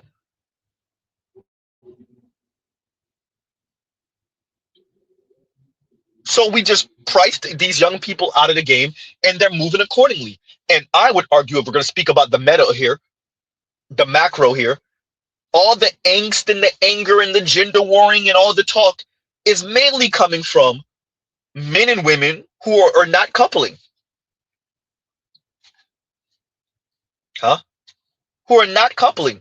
And then when you throw in institutional education, so college education, and you throw in class and income, huh? And as Kim Foster said, class fit talk. Who's a cultural fit? And she said cultural fit, sorry, not class. Cultural fit talk. You throw all that in the conversation. Oh yeah, it's a whole lot of angst and anger and no baby making. Playing like we baby making across class. Ooh. Huh? People practicing baby making. There's a whole lot of that going on. Shout out to all you 6-foot+ tall brothers. You super charismatic and you brothers with some money. So that's happening. But the actual babies as a product, oh no, that's not happening. Huh? So the one thing that I would amend in what he's saying is the cost of these things and the fact that folks are not hitting these milestones of adulthood, of adulting. And so what you find is young folks are saying, well, I'll just travel. This is where the women come in. Outside of passport bros, men are not speaking about traveling that much. The women are saying, well, if it just costs so much, I'll just go for if I can't find the paymaster, I'll just have the experiences. Right? And as the young lady that I played a few days ago, the women are just turning into a group project. The handful of them that could get out of the group chat, they got a group chat of 10 of them, 11 of them, 9 of them, and 4 of them go to Belize. Huh? Go to Bali. Huh? Go to Dubai. Go to England. And they'll have those type of experiences. They'll go, and for them, it's worth it. I'm not going to have children. I'm not going to get married. Either I'm not going to get married or I'm going to get married somewhere in my mid-40s. Huh? So I'll just have the experiences. And that's for the handful of them that can actually save and do it. But that's not what they're doing. You know what they're doing? They're swiping. Or they're doing layaway for those trips. 50, 50, 50, 50 a month, 100 a month.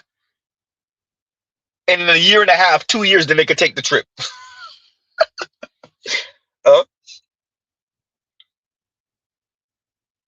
Lion says median age for first home is 40. Huh?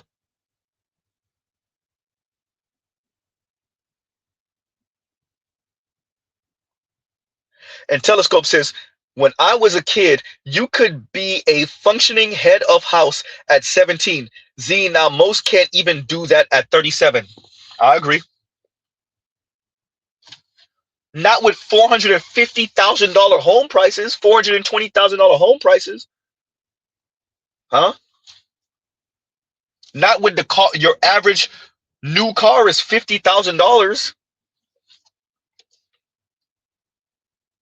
Huh? You damn right.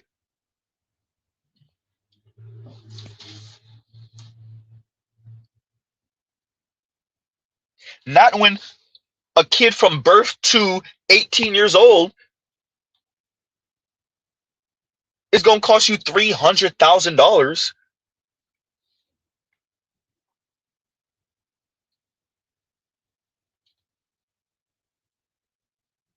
When the price of things have gotten that astronomical, and I would argue, remember what Mr. Z said, as the millennials who parents are going to leave them a few dollars, so mainly the white and Asian ones, as they start being left that 150, 200, 250, $500,000, $1 million life insurance policy. If you think prices of stuff are expensive now, y'all ain't seen nothing yet. So for those of us that are not going to be left anything, or we're going to be left a little 50,000, 50,000 is still better than nothing. 75,000 is still better than nothing. Things are going to be so expensive for us because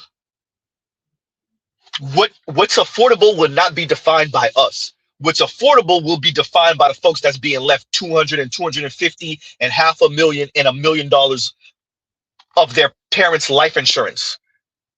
And make it worse because boomers and Gen X didn't have that many kids. Those folks will not have to split for many of them, not all of them, not most of them, but for many of them, they're not going to have to split that $250,000, that 250,000. It's all theirs. And if they got lucky, mama them and daddy them, especially dad, paid off the house before he died. So you get a $500,000 property from your dad, possibly a $500,000 property from your mom, and $250,000 life insurance policy from your dad, and possibly 75, 100, maybe even $50,000 life insurance policy from mom. Huh?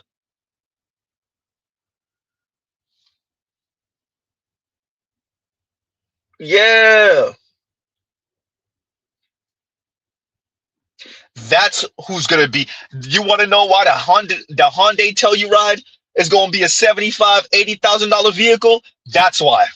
It's not that yet, Z. Yeah, yet. Huh?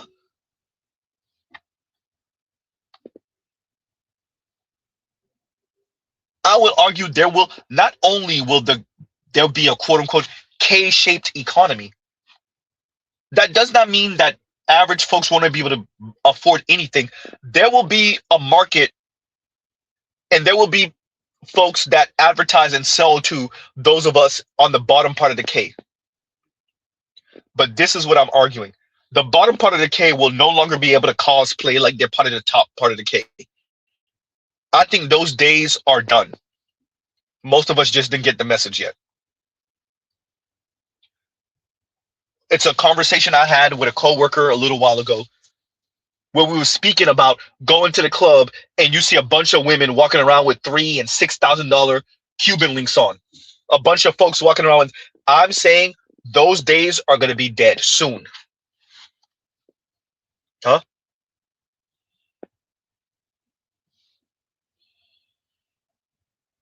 So it's not just the children that folks, women won't be having.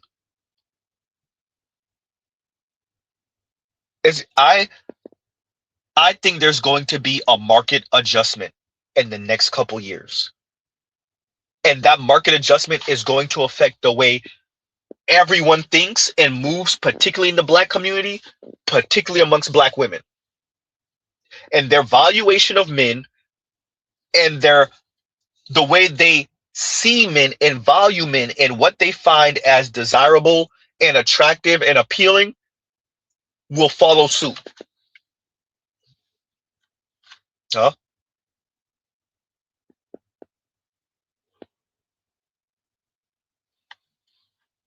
As BGS has said, let the environment handle them. They'll change as the environment change. And maybe for the hard-headed of them, they'll be okay with sticking to their guns and dying eating cat food under the bridge. But for most of them, they'll get their mind right. The question once again then becomes, for those of you that are stable enough, stable-ish enough, what you gonna do with them? I didn't say you prospering. I didn't say you doing extremely well. I'm saying when she says I'm going to do 50-50 and maybe we can afford this apartment, what you gonna do with her? Especially for you Gen Z men, for you youngest of millennials.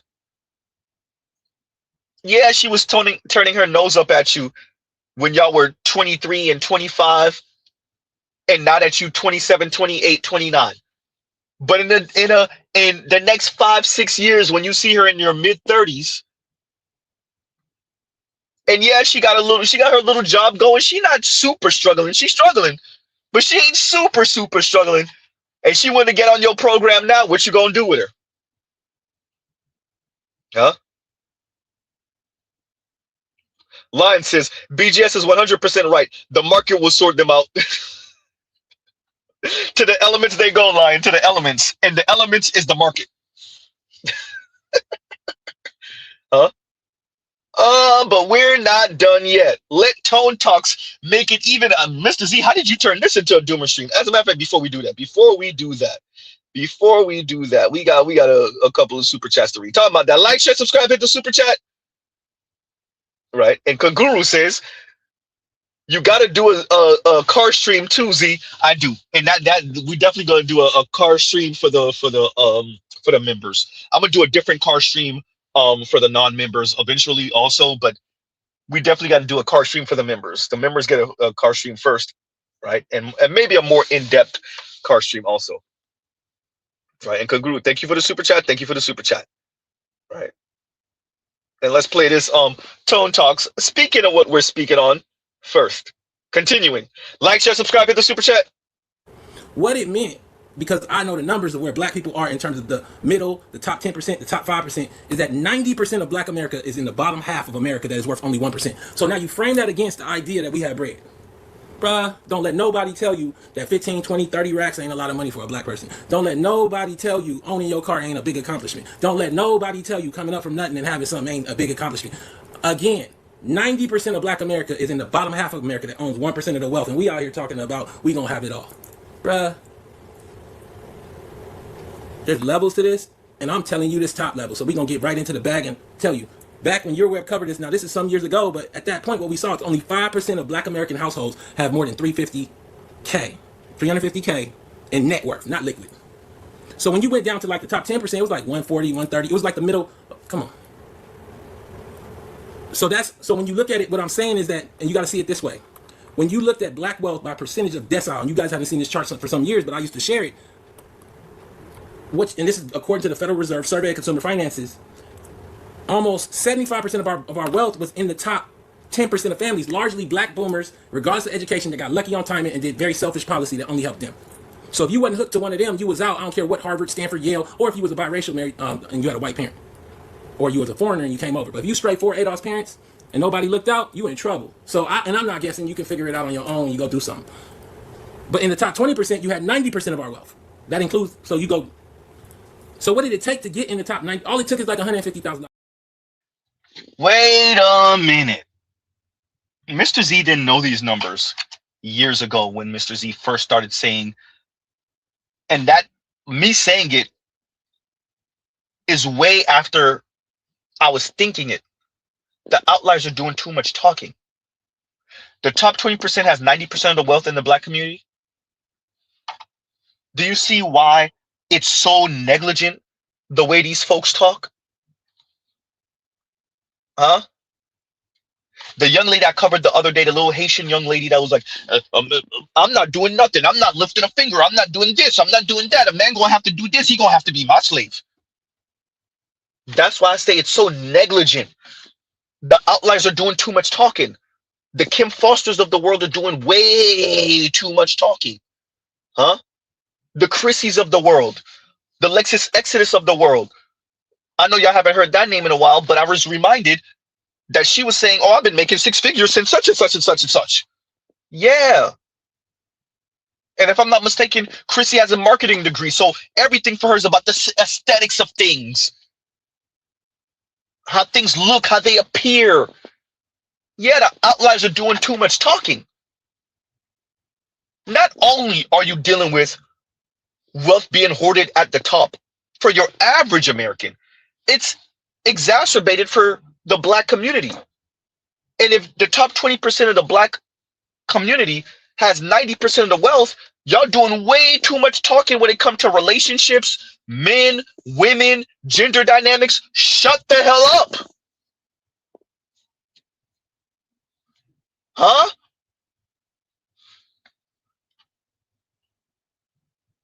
The top 20% has 90% of the wealth. And then y'all attempting to tell everyone else what manhood is. If you don't shut the hell up forever, huh?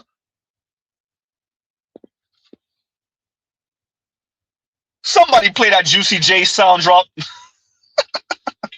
Huh?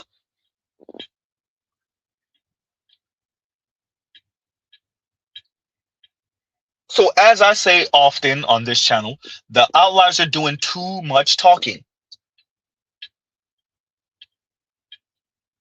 The highly educated,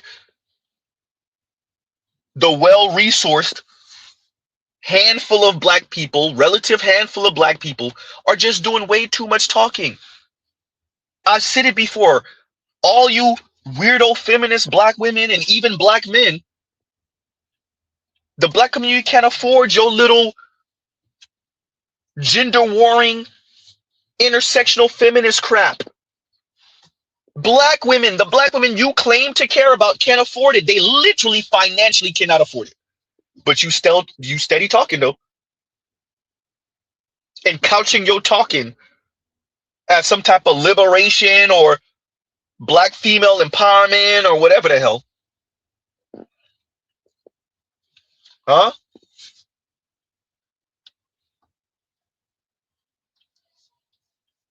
Continuing. What it meant, because I know the numbers of where black people are in terms of the middle, the top 10%, the top 5%, is that 90% of black America is in the bottom half of America that is worth only 1%. So now you frame that against the idea that we have bread. Bruh, don't let nobody tell you that 15, 20, 30 racks ain't a lot of money for a black person. Don't let nobody tell you owning your car ain't a big accomplishment. Don't let nobody tell you coming up from nothing and having something ain't a big accomplishment. Again, 90% of black America is in the bottom half of America that owns 1% of the wealth, and we out here talking about we gonna have it all. Bruh, there's levels to this, and I'm telling you this top level, so we gonna get right into the bag and tell you. Back when your web covered this, now this is some years ago, but at that point what we saw is only 5% of black American households have more than 350K in net worth, not liquid. So when you went down to like the top 10%, it was like 140, 130. It was like the middle. Come on. So when you look at it, what I'm saying is that, and you got to see it this way. When you looked at black wealth by percentage of decile, and you guys haven't seen this chart for some years, but I used to share it. And this is according to the Federal Reserve Survey of Consumer Finances. Almost 75% of our wealth was in the top 10% of families, largely black boomers, regardless of education, that got lucky on timing and did very selfish policy that only helped them.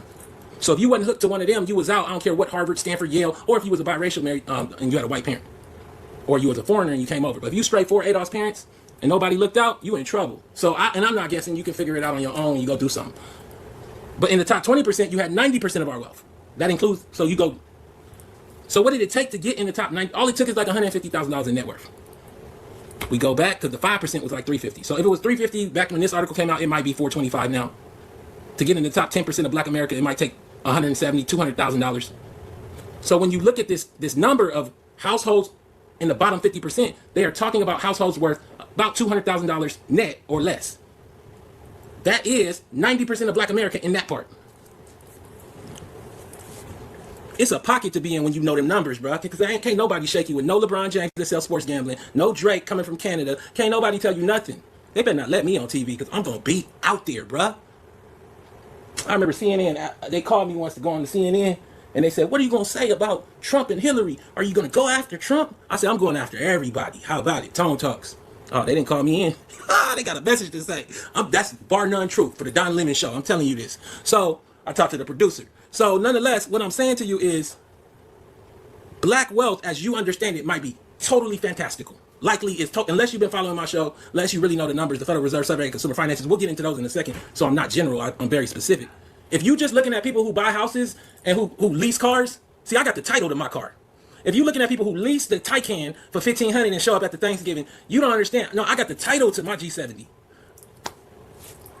To my Genesis. Do you got the title, bruh? They don't get those at the lease office. If you don't know nobody who bought a house and put half the money down, only people you would know is Boomer Hooked. The grandmama, the mama gave it to him. If you don't know nobody who put half the money down on the $400,000 house, and it's all 5% down, 6% interest, we running our little legs till we run off, but we gonna show you the island on the reality show, the kitchen island. Bruh. It's all games. And this group does not understand 90% of black America is in the bottom half of America that's only worth 1%, and the 10% that aren't are pretty much all boomers. And they don't really have no bread, because only 5% get you 350 get you in the top 5%.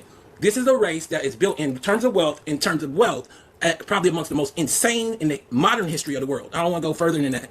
No other group, there's been poorer groups, but no other group has been means delusional poverty level in the history of this nation or this modern world like Adolf's black Americans, in my view, American descendants of slavery. And I think it was purposeful. I think that there was a system set in place, and I'm not talking conspiratorially, I'm talking about a control mechanism, whereby we gonna make you love Magic Johnson, LeBron James more than you love your daddy.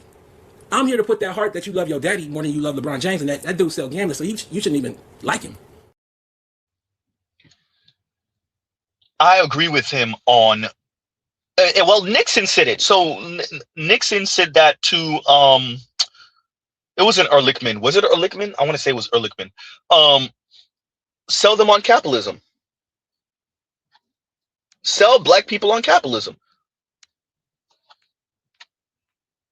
And when you expand that or expound on that, sell them on hopes and dreams and aspirations. I don't know if there's anything wrong with that inherently. Wait until you got a whole president with the largest economy in the world who weaponizes your aspirations against you, your dreams against you, your desire and your want and your children and wanting to see them do better than you against you. There's a reason why they call him Tricky Dick. And other presidents that followed him continued with that.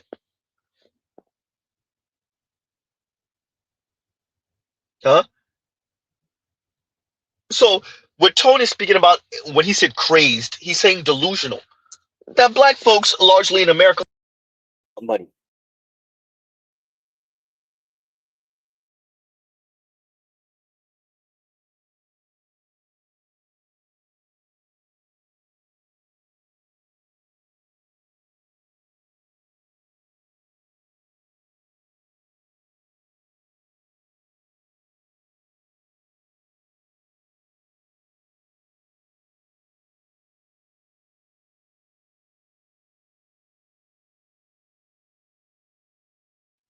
Y'all gives you a second, talk amongst yourselves.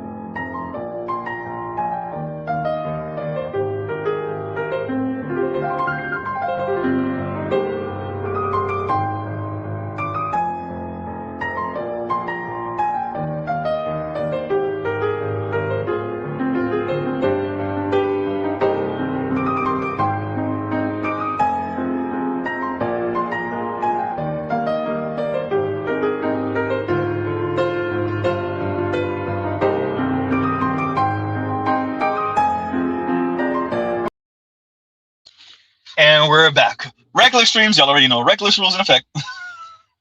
Don't put in the comments, you will get sniped. Right? So, yeah, no, the environment, like, this is the reality. And I don't know how many of us have had conversations, and the way Tone was speaking, because I'm gonna play the second half in a minute.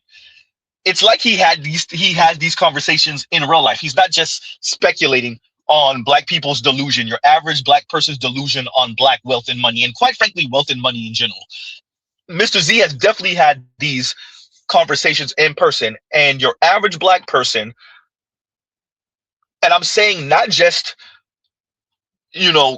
non-ADOS black person, I'm saying ADOS black person, absolutely delusional. And it's scary because you can see them holding on for dear life on this idea of black prosperity. And that doesn't mean they're not prosperous black people, but it does mean there's a delusion on how small that group is. Huh?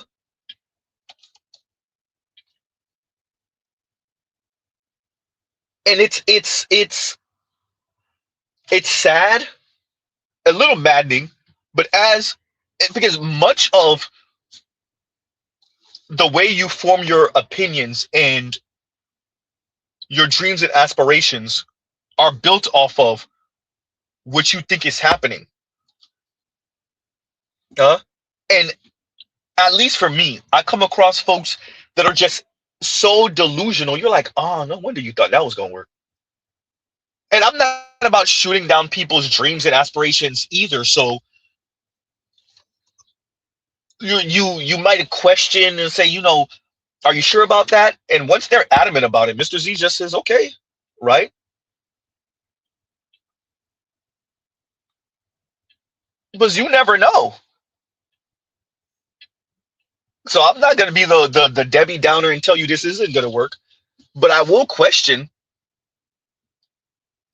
And for many folks, when it doesn't work inevitably, the rim spoons ass idea, I'll hear about it, even if that person doesn't tell me about it. Right? So continuing, there's a part 2. Back in 2017, that's about a decade ago, I did an article based on the Federal Reserve survey charts of that time. Without the family car, black wealth barely exists. In that, I showed that the middle black family was only worth like $4,000, but if you took the family car away, it dropped to like nearly nothing.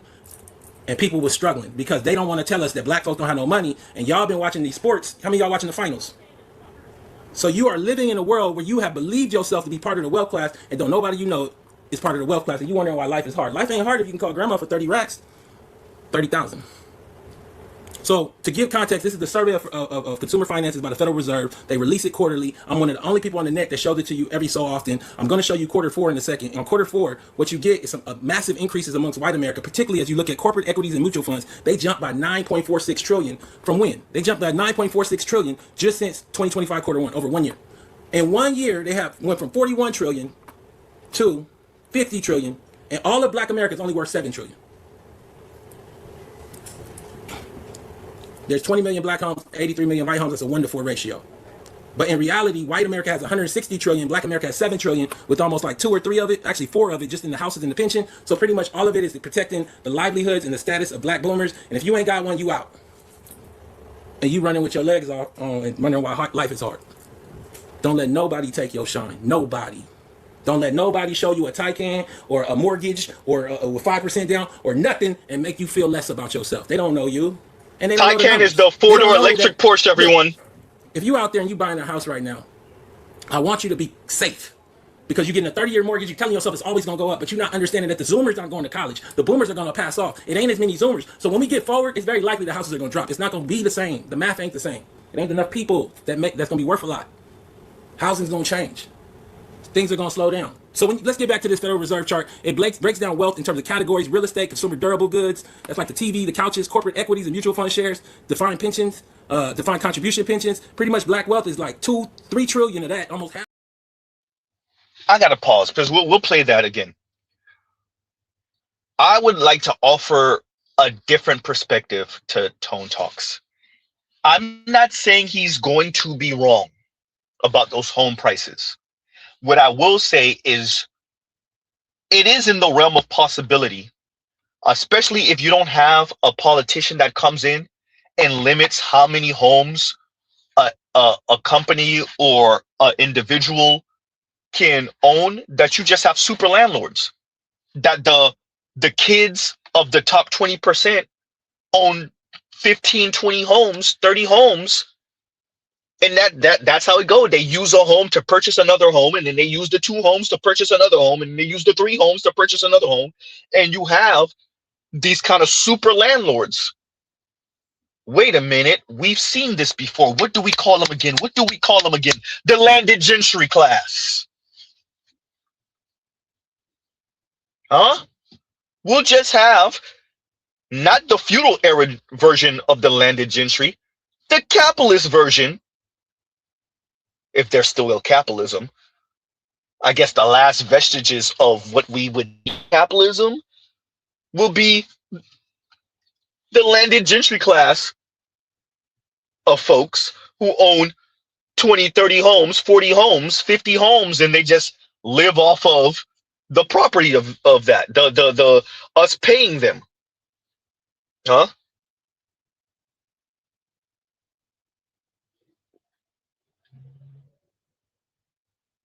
And Lion says that's what the mayor in New York is trying to stop. Yeah, Mabdani, yes, exactly. Exactly. Huh? Great song for this, actually. And Lion says, I'm done because I'm listening to All There by Jeezy featuring Bankroll, right? I thought it was Bankroll song featuring Jeezy. You might be right. No. I think you're right. I think you're right. Yeah. Perfect song. Right? Charles says, Slumlords. You hear me? Shout out to Trump and his dad. Anyway, moving along. So that's what I would offer to Tone Talks. It is possible that what he's saying, but you're gonna need a politician or politicians to limit how many homes an individual or one of these brokerage firms or whatever the hell, mortgage companies can own. If not, then what you're gonna have is those of us that are left some money come together. Hey, I'll put 30 in, you put 30 in, you put 30 in, and we'll purchase this home, or we'll even go get a loan for it. And then we'll just have these people pay off that damn house for us. We'll get another loan. We'll purchase another home, Mr. Z. Rahman. So I don't want Tone Talks to think it's outside of the realm of possibility that, yeah, the home prices could come down, as he said, because there's not enough Gen Z. Remember, Gen Z are Xers, Generation X children. And we know how many Generation X didn't have kids. Generation X women that didn't have children. Or only had one child, maybe if you're lucky too. So Generation X is even a smaller generation. I'm sorry, Generation Z is even smaller of a generation than Generation X and Millennials. Huh? So it is very possible that those of them that are going to be left some good money, and especially for millennials, let's actually start with millennials because that's who's going to be left the money for the most part. Millennials who are left some monies from their boomers, and maybe the oldest of Gen Z, depending on how old your father was when he had you. Those folks are going to be the ones that have 2 and 3 homes in their name. Grandma left them a house. Mom and dad left them a house. Mom left them a house. Dad left them a house. Grandma and granddad left them a house. I personally know of a white man who I know this person. Ex-wife, current wife, him, 2 sisters, grandparents on the daughter's side, grandparents on the father's side, and they only produced 1 granddaughter. Out of all of them, he has 2 siblings, 2 younger sisters. His current wife has no kids. His ex-wife only had the daughter from him, right? And she's an only child, the ex-wife. Huh? That means that one girl who's in college right now is going to be left for the most part, minus maybe the stepmom, his current wife, might split some of that money with her nieces and nephews that she's going to leave. Because she has two siblings that are older than, or two brothers that are older than her. Huh? Maybe no. She has 3 siblings that are older than her. With that, so she might not leave all her money to that one stepdaughter. But the ex-wife and her mom and dad, the homeboy that I know, and his mom and dad, and his 2 sisters, and whatever the current wife might leave for the daughter, all that's going to her. Huh? All of that's going to her. You know how many people that's the dynamic? Do y'all know how many people that's the dynamic? Wife, ex-wife, and only 1 kid, maybe 2, and all this money and property is going to be left for those of us that have it. Let's be clear. That doesn't mean just because, there's only 1 child, they're going to be left all this stuff. But for some, it is.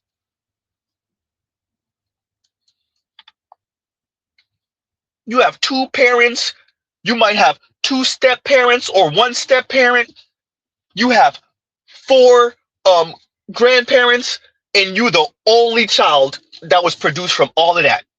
You have an aunt and uncle, a couple of aunts and uncles. One of the brothers I know personally here, I speak to him all the time privately. He's one of 3. He's the youngest. His older brothers are professionals also. His 2 kids are the only 2 kids. From his mom, his dad, and his 2 brothers. His 2 kids are the only 2 kids. His 2 brothers haven't had children, and they're older than him by a few years. And they're professional, and they're doing well in life. Huh?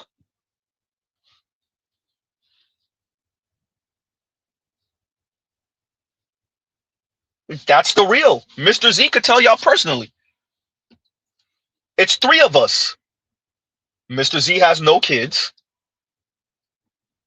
Younger sister Z has 1. Older sister Z has 1. And there you go.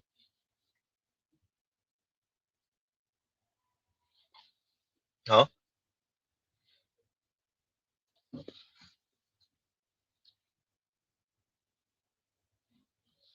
Yeah. I guess this is a good time to tell y'all this. Members, I think it's been long enough, right, members? It's been about long enough. I think I could tell them this. I'm not gonna go into too much detail. Shout out to the members who knew about this first and they got the details. If y'all want to know, then y'all gotta become a member. Huh? For those of you, there is no more Miss Z, y'all. There is no more Miss Z. It's been about 3 months. I think I should tell y'all there is no more Miss Z. So yeah. So now y'all know, and now y'all know why I haven't mentioned her for a little while. There is no more Miss Z. Miss Z decided to do something else with her life. And there you go. So now y'all know. There's a couple of brothers from the Black Manosphere that have known this for a little while. My members have known this for about a couple of weeks. But yeah. Right. So yeah, for those of you that know, I proposed to Miss Z last year, August, 2025, August. And yeah, so yeah, it'd be like that. So anyway, become a member and you'll know why. Right. And yeah. And if y'all want to have I guess off the internet, off the record conversation, Send Mr. Z an email, right? So yeah. Or better yet, become a member, listen, and then well, I've had private conversations with a couple of brothers, and yeah, it's a whole thing. Anyway, continuing. There is this is going to be a thing. So I just wanted to offer a little bit of pushback to Tone by saying, yeah, I don't know if the home prices will come down necessarily, right? Just because there's not going to be enough folks to afford them outright, or because Gen X didn't have that many children, Gen Z, right? I don't know if that's necessarily true. And millennials, you know, even though they're a larger generation than Gen X, I don't think millennials had that many children either, right? So yeah. So there's that also. So let's play that again, because I actually ended mid video, and we'll get to it. All right, y'all.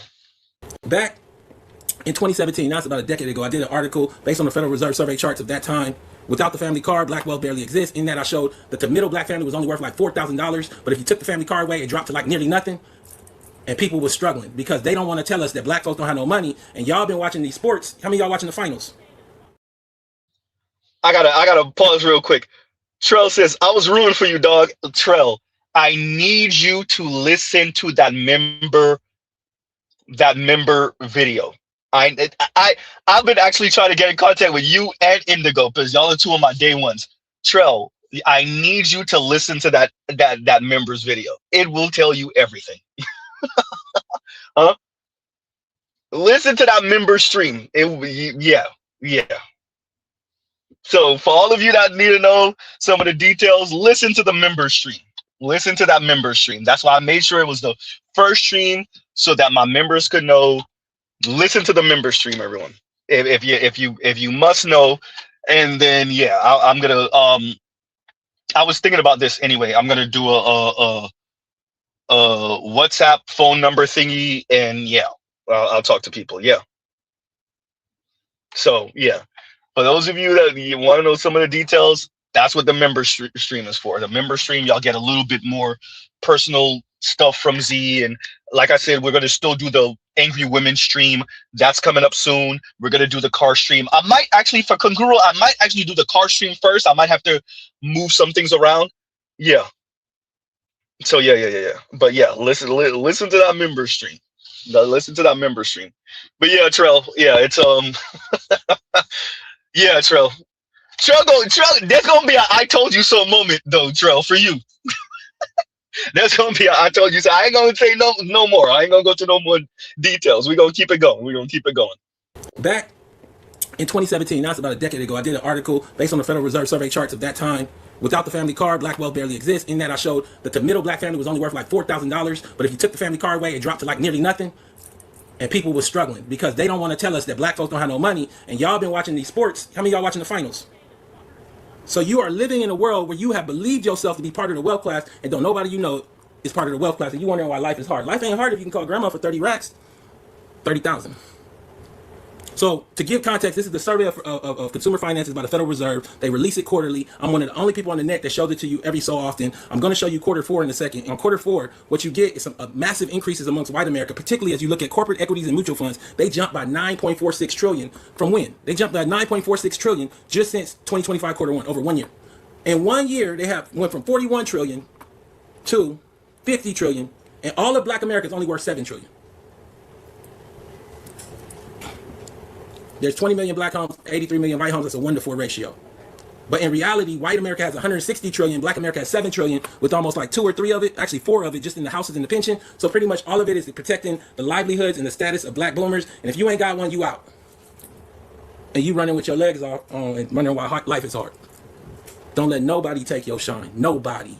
Don't let nobody show you a Taycan or a mortgage or a 5% down or nothing and make you feel less about yourself. They don't know you. And they don't know the numbers. They don't know that, look, if you out there and you buying a house right now, I want you to be safe. Because you're getting a 30-year mortgage, you're telling yourself it's always going to go up, but you're not understanding that the Zoomers aren't going to college. The Boomers are going to pass off. It ain't as many Zoomers. So when we get forward, it's very likely the houses are going to drop. It's not going to be the same. The math ain't the same. It ain't enough people that's going to be worth a lot. Housing's going to change. Things are going to slow down. So let's get back to this Federal Reserve chart. It breaks down wealth in terms of categories: real estate, consumer durable goods. That's like the TV, the couches, corporate equities, and mutual fund shares. Defined pensions, defined contribution pensions. Pretty much black wealth is like 2-3 trillion of that. Almost half our wealth is making sure that the black boomers, because the only people who have an older Gen Xers, but pretty much black boomers, they have all of that money in the pensions and in their homes. Other assets is where the cash bank accounts are. The reason I know that is because I reached out and I've shown it to y'all before, the email where I talked to the Federal Reserve governors that create this, and they said that the cash bank accounts is over here. They have 25 trillion, and it went up a whole trillion just in their bank account category. We have 800 billion, nearly nothing.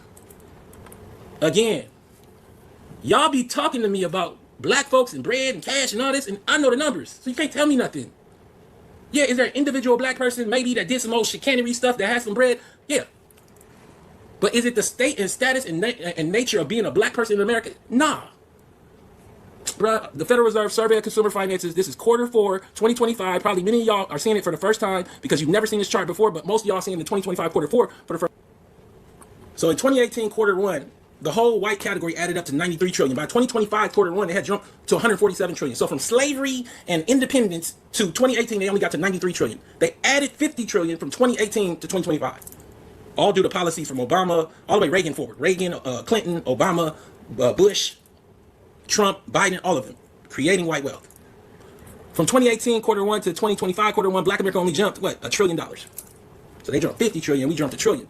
The state and the nature of the pricing of goods is set based on the framework of being part of this 147 trillion. So you out here and people telling you what you should buy for them, what you should have, how you should protect, how you should provide, and don't have any idea about any of these numbers.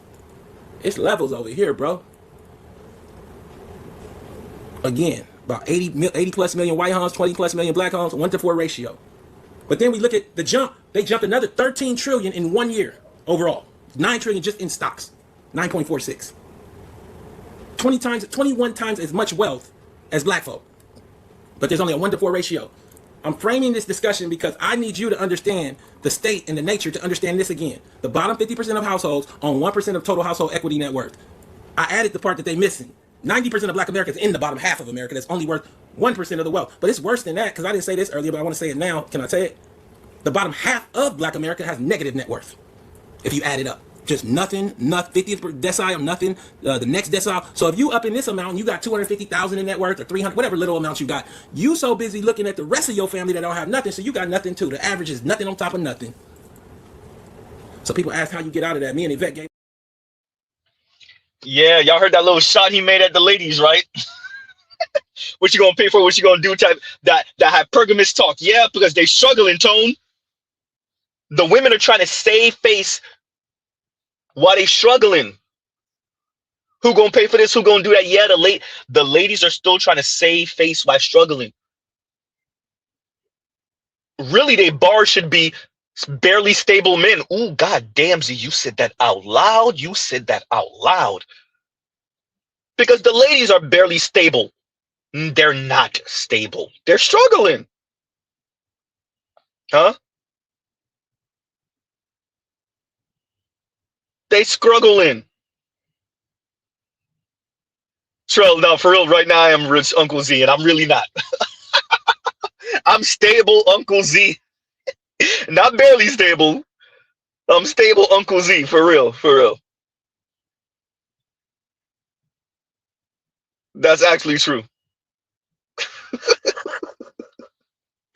Right? So that's why I'm reading some of you comments. Some of y'all comments. And I'm Waffle says, and I didn't forget about you, Eric Demon. I'm gonna get to that super chat in a minute. And I'm Waffle says, you still are honorary AOS brother. And thank you, brother. Thank you. And thank you for the super chat. Like, share, subscribe, hit the super chat. All right, thank you for the super chat. That's hysterical. Right?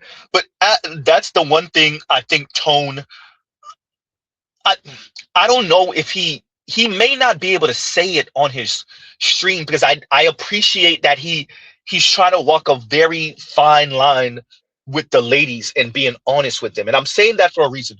Tone has done a couple of streams speaking on the delusion of black folks, ADOS in specific, when it comes to money, and he frames it in the frame of relationships. And he walks the fine line where he criticizes the men and criticizes the women about their view of these things. And when he speaks on the ladies, you can see him trying to be very careful. You know, Tone has deleted a couple of these streams throughout time over the past few years. He's deleted those streams. One of them I called into. No, two of them I called into. One of them, I want to say, was that last year or maybe the year before. So one of them was either in 2025 or 2024. But he deletes them. He deletes the streams. Huh? So I appreciate that. And once again, thank you for the super chat. I'm Waffles. Thank you for the super chat. So I know he has to be careful in what he's saying. So he just made a little sly comment to the ladies. Yeah. We know they struggling, Tone. Not saying that black men are doing so much better. We know there's brothers in the struggle. We know. With that, the ladies have this weird worldview. So you're going to see some of these aunties eating cat food. Huh? Getting their Golden Girls on. That's why Mr. Z has that meme. Getting their Golden Girls, the gift better yet. Getting their Golden Girls on. You damn right. Huh? And Eric Deadman says, and thank you for the super chat. Eric Deadman says, he's spitting facts, which is why I say black people don't understand how generational wealth really works. Can't build it with a 80% divorce rate. Mr. Deadman, you might want to check out my membership stream also.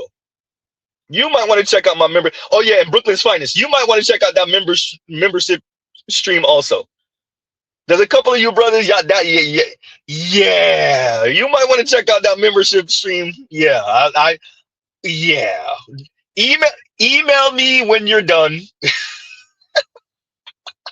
Because a couple of y'all gonna want to talk to me because I've had private conversations with a few brothers. A couple of y'all gonna want to, and it would behoove you to listen to the whole 3 hours. Z, 3 hours? You monologued for 3 hours? I did. I look like I'm about to do it again today, but yeah. Huh? Oh, I'm Awful says those streams are on his Patreon. Okay, I'm Awful. I did not know that. Thank you for that. I did not know that. So he deleted them, but he put them on his Patreon. Yeah. Yeah, I get it. I get it. Almost. And Telescope says Z's earned his nearly irrevocable lifetime ADOS pass. Oh, you said I did? Okay. Thank you, brother. Almost irrevocable, but it's nearly irrevocable. Don't worry, I'm I ain't doing nothing crazy to have it snatched.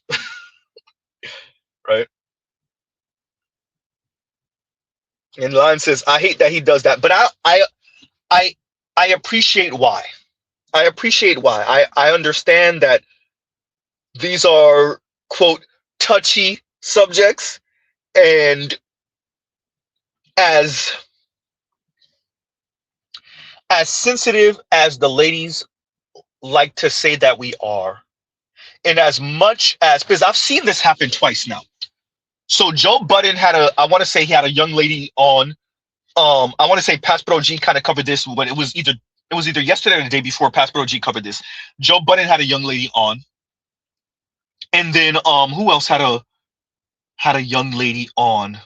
No. It wasn't a young lady. Joe Budden had a young lady on, and Dr. Jared Ball, Geechee. Oh, Earn Your Liberation is back on for those of us who used to listen to that. Earn Your Liberation is back on with Dr. Jared Ball, Geechee, and Diallo. And they actually kind of, and I saw that some of the brothers was going at him. They actually kind of went in on Dr. Tommy Curry. I want to say in their most latest Earn Your Liberation. But what you saw, particularly coming from Diallo has a real issue with this too. He's been doing this for years. They appreciate and understand, and I'm speaking about Dr. Jared Ball, Geechee, y'all, and Diallo, and I'm speaking about the young lady that Joe Budden had on. They appreciate intersectionality. But when black men speak on how intersectionality affects black men, so being black plus male in a white patriarchal, hegemonic, neo-colonial society, they minimize that, right? So appreciate that is why Mr. Z has been saying for years, intersectionality and the way it is weaponized, but not neglects black boys and black men. I didn't pull that out of nowhere. I appreciate that whenever black men start speaking about their plights, people want to start speaking about self-imposed issues. They want to start minimizing. They want to start speaking as if black men, your problem is that you're trying to be like white men too much. Or it's self-imposed, or it's all a part of your imagination, or you're blaming black women for it. Some of the blame is on their shoulders. Oops. Huh?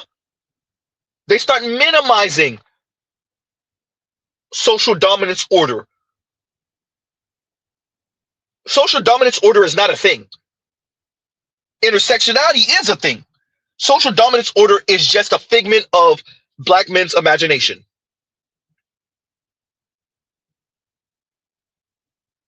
Tying that to what you're saying here, Eric, and that's why I said you should listen to the stream, because there's a part of the membership stream where we get into that. We gonna get into we get into the money talk.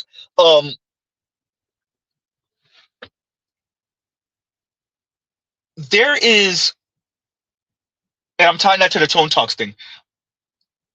There is a naivete and then an anger that I can't be naive coming from black people. I would argue black women by far more, because there is a romanticization of white womanhood where they see white women as allowed to be whimsical, allowed to be 304s, allowed to be just childlike, childish. And because of white supremacy, white women get to go around the world like children and then still win. And there's a naivete that black women have also, that they wish was protected, and it's not fair, and it's black men's fault. So when you speak about adulting, and when you speak about, as you're saying here, there, what you said, understand how generational wealth works. You said he's spitting facts, which is why I say black people don't understand how generational wealth works. I would argue, coming from black women, they're saying I shouldn't have to. That's your job, and I should be allowed to do whatever I want, divorce who I want to divorce, break up with who I want to break up with, be whimsical, be childish, be naive. And black men should have built a superstructure that allows for me to be this little child, this little petulant child, and still win. Paris Hilton was able to do it, Kim Kardashian was able to do it. Why can't I?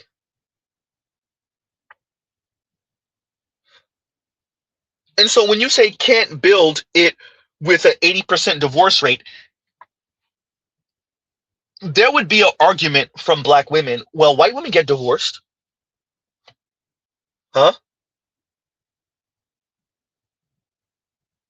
This is the argument from black women often when we start speaking about how this behavior is detrimental to the black community. That is their argument. It's not fair. White women get to do it. Why can't we? But my thing is, like, I don't understand the obsession with trying to make black women settle so much. Y'all don't do this with any other community. Like, seriously. Y'all don't do this with any other community. Do y'all tell white women that they should settle? Because Last time I checked, anytime a white girl marries a black man, it's always when he's at his best and when he's rich as hell. You think Kim Kardashian was gonna marry Kanye while he was broke and didn't have any money? You think Kanye would have had a chance with Kim then? Or you think Kanye had a chance with Kim when he was a multi-million-dollar rapper? Let's be real. Like, y'all don't say this to any other group but us. We're tired of settling. We're tired.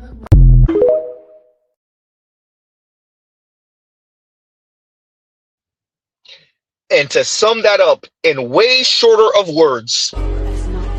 That's not fair! That is not fair! Huh? That young lady, just that's what she said. All of that little tirade for what, a minute or so, is her saying that's not fair. Why do we have to settle? White women don't have to settle. BS, by the way. It's not true, by the way. And what's your definition of settle? Anything that's not at your absolute top, tippy top of the delusional level? The answer, by the way, is yes. Huh? Yeah. And Telescope says, and thank you for the super chat, Eric Denman. And Telescope says, question is, why do black women aspire to the worst aspects of white womanhood? Answer, bad character. And their notions of freedom and autonomy and liberation and being kept while also being air quotes liberated, like some weird form of autonomy with security, as FD Signifier said on my channel once. The ladies want security and autonomy simultaneously. So what they're aspiring for is the bad behavior, right? The worst aspects of womanhood that you're saying, that's the autonomy part. The security part is the money and the status and the military apparatus and the police that white men provide. That's the security part. At least in Mr. Z's observation, this is what I think it's about. Huh? Yeah.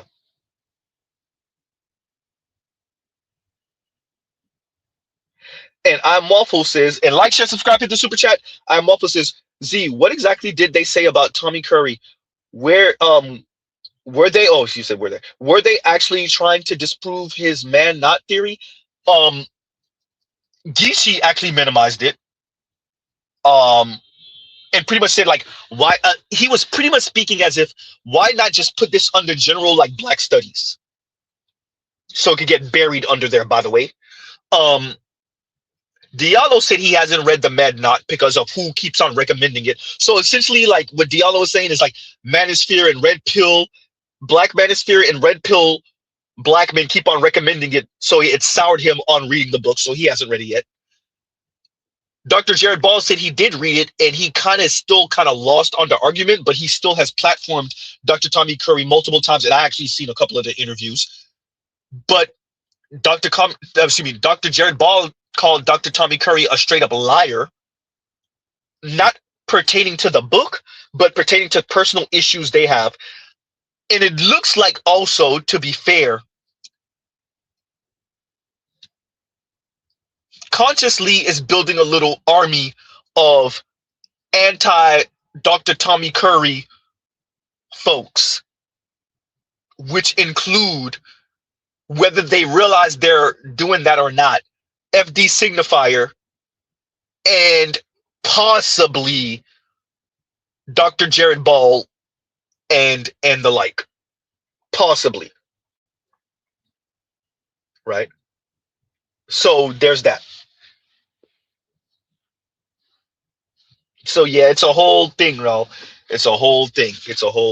So maybe I'll do a review of that conversation, but it was a longer conversation, so I can't I'm gonna see how long that segment was, and maybe I'll take out the most pertinent points of it, and we'll cover that. That might be a stream coming to the channel near you. I won't make that a membership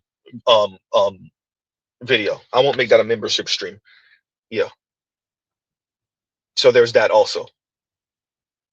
Right? So yeah. And I want to cover this. We'll end out on this. Like, share, subscribe, hit the super chat. And shout out to this. So I made reference to when I covered the Haitian young lady the other day. I made reference to back in 2017. That's about a decade ago. I did. Okay, we'll take that off. My apologies, everyone.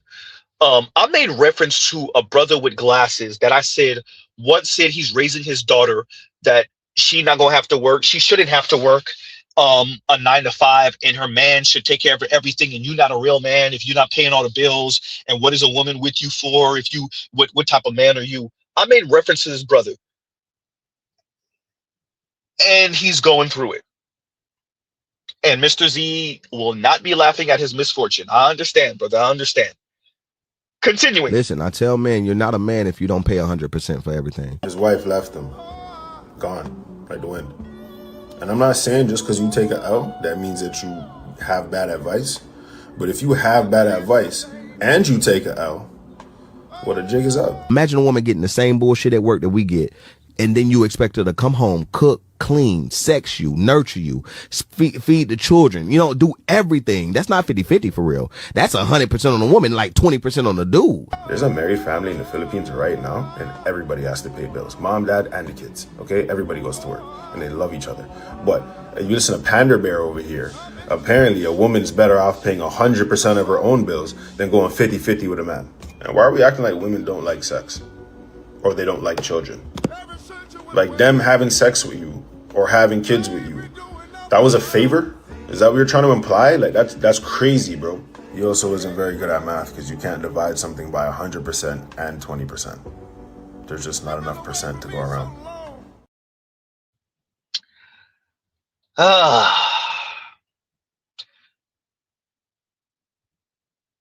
Look, there is no guarantee.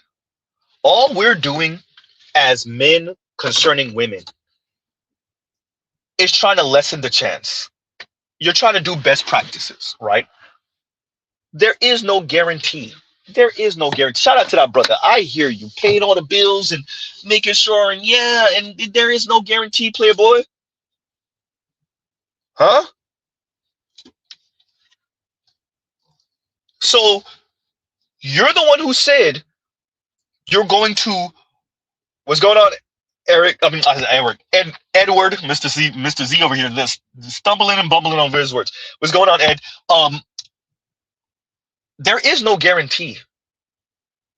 This is the brother, by the way. That brother is the one that said, you know, he's raising his daughter, that she not gonna have to pay for nothing, or she shouldn't be with no man that got her paying bills, and and like your wife left you. I don't know if it's a full-on divorce. I don't know if the divorce is final. I'm not sure. Right? I'll do some digging to find out. But as of right now, as of this stream, his wife apparently left him. Brother, that ain't no guarantee. And if your wife left you and you was paying all the bills and you was a man about yours, what are you raising in your daughter? What woman are you and your maybe soon-to-be ex-wife? What are y'all instilling on your daughter? What type of woman is your daughter going to be for a man, assuming she's going to be a heterosexual? What type of woman is your daughter going to be for a man? If you're speaking like this, and your wife said, yeah, see, the way my femininity is set up, the way my freedom is set up, the way my autonomy is set up, whatever it is, we don't know. We don't know yet. Assuming that you're not a complete monster, right? If your wife still left, you're raising your daughter to be what to a man in the future? Huh? I'm waffles. I ain't even gonna read that out loud. That's sad and funny, right?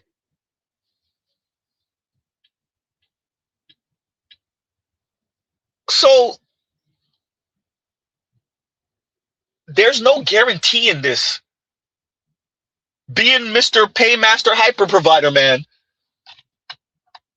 it alleviates some stress. But when she ready to go, she ready to go. Skirt gone. And now, because you was Mr. Hyper Provider and you would have her paying for nothing, she leaving with half your stuff too. Because it's not your stuff. It's y'all's stuff. Huh? Yeah. So I don't want to make fun of the brother. This is not the time to be making fun of or mocking or insulting or not even I told you so. This is not an I told you so moment. But brother, you were on stage. You were saying your daughter. You already raised your daughter. Ain't no real man if he got her working and paying all the bills and you didn't do that with your wife. You made sure your wife, from our understanding, wasn't paying for nothing, and that didn't stop anything. Once again, we're assuming you wasn't putting pause on her, and we're assuming she didn't catch you mid-stroke on some other chick, on some other woman, right? Assuming.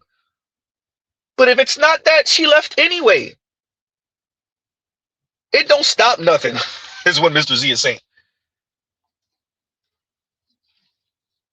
This is the brother I was making reference to the other day, everyone. And brother, once again, as I said before, you continue with that real man talk to raise your daughter the way you were speaking. I think it was on tonight's conversation, one of them interviews or whatever with one of those folks, Ace Metaphor, or one of them types. You keep talking that way and you keep raising your daughter that same way. Once again, this is your daughter in the future. I'm the daughter of 2 immigrant Haitian parents, and my dad, yes, he's bald. You think I'm gonna let somebody's son play in my face? What do I look like settling? 25, living rent-free in my house. My parents' house, that is. Home-cooked meals every day. My own bedroom. I don't have to work if I don't want to. My parents are dreading the day that I move out. I do not contribute financially to this household. Do you think I'm gonna settle for 50-50? Out of your damn mind? Wrong one. Not me. Wrong girl. I don't only have 2 parents that cater to my every whim. My grandma lives in this house too. She gets mad when I do my own laundry. I hope that puts into perspective the kind of luxury that I've been raised in. I'm spoiled. I am. And I'm going to enter into adulthood the same way. I was raised thinking I'm the prize. I'm a princess. I don't expect anything less with my significant other. Hello? If that's a character flaw, so be it. But I will be damned to be somebody's maid, somebody's cook. Ask me the last time I mopped the floor. So I post all the time like I'm single, that I'm not gonna find a man, but like the men trying to holler at me now, like this is not what you want. Like, if you're not ready to be my servant, you don't want this. I'm pretty to look at. I can give you that. I'm not what you want. Y'all want 50-50. Y'all want women that cook and clean for you. Not me. Could never. Young lady, you're not ugly, you're average. I'm pretty to look at, yeah, aight. Nothing wrong with aight. Aight gets wiped up. Not with that crap ass attitude though. Aight is aight. Yeah, aight. You're aight. I didn't say all right. I said aight. Yeah, aight. Number 1. Number 2. Anyone knows that brother name with the glasses and the dreads or whatever? This Listen, guy. I tell men, you're not a man if you don't pay 100% for everything. His wife left him. Huh? You're not 100% of a man if your wife pay for anything type talk. Yeah. And brothers like you raise daughters like that. Right? Don't get caught up in the facts you said as a first generation Haitian American. Don't get caught up on that. Men like you raise daughters like that. Pretty much useless to any other man. Pretty much useless to any other man. Huh? And as Passport OG says, Passport OG, you're another person that might want to check out that membership stream that I did. Yeah, you're another one. Yeah, you might want to check that out. Says a lot. I will be expecting an email from you afterward because I know you're gonna email me afterward, Passport OG. Right? If Passport OG says 30-year-old, 7-year-old. Exactly. I'm not saying your daughters can't develop this asshole way of viewing men, even if you were a stand-up father. I'm not saying that. I am saying I'm speaking about best practices. And for many of you, you raise asshole daughters that are useful to no one outside of herself, and even barely that sometimes, most of the times.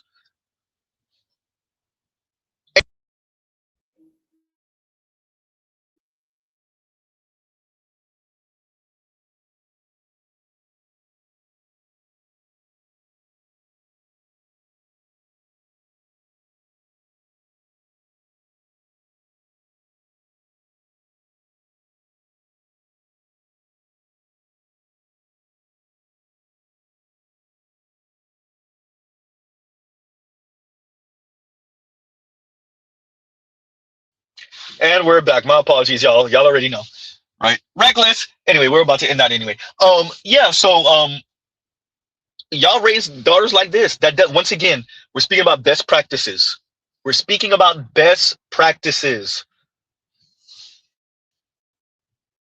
Nothing guaranteed, but best practices says maybe you don't want to raise your daughter that if she have to lift a goddamn finger, if she have to do a little 9 to 5, that man is not a real man. You know what it is? You know what happened? There's folks that don't appreciate the window that we lived in, and how much of their worldview are luxury beliefs. And as the environment changes, it's gonna snatch away a whole lot of them luxury beliefs, or you just gonna be knocked on your ass, right? Or you just gonna be knocked on your ass. And shout out to Ainu, right? And Bruce Owen Wayne, what's going on, Bruce Owen Wayne? I should have said what's up to you earlier. And I realized you said 3 hours. Jesus, hey, you'll understand why. You'll understand why. You'll understand why. Right? So, shout out to that brother. I know you're going through it. Mr. Z understands. Mr. Z understands, right? Assuming she filed for divorce, well, she left you from our understanding, but assuming the divorce is not final and everything like that, you know, hey, I get it.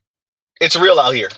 But this whole paymaster thing, and if she got to lift a finger, you're not a real man, and all of it is excuses that we make for women to be whimsical with marriage and commitment, and yeah.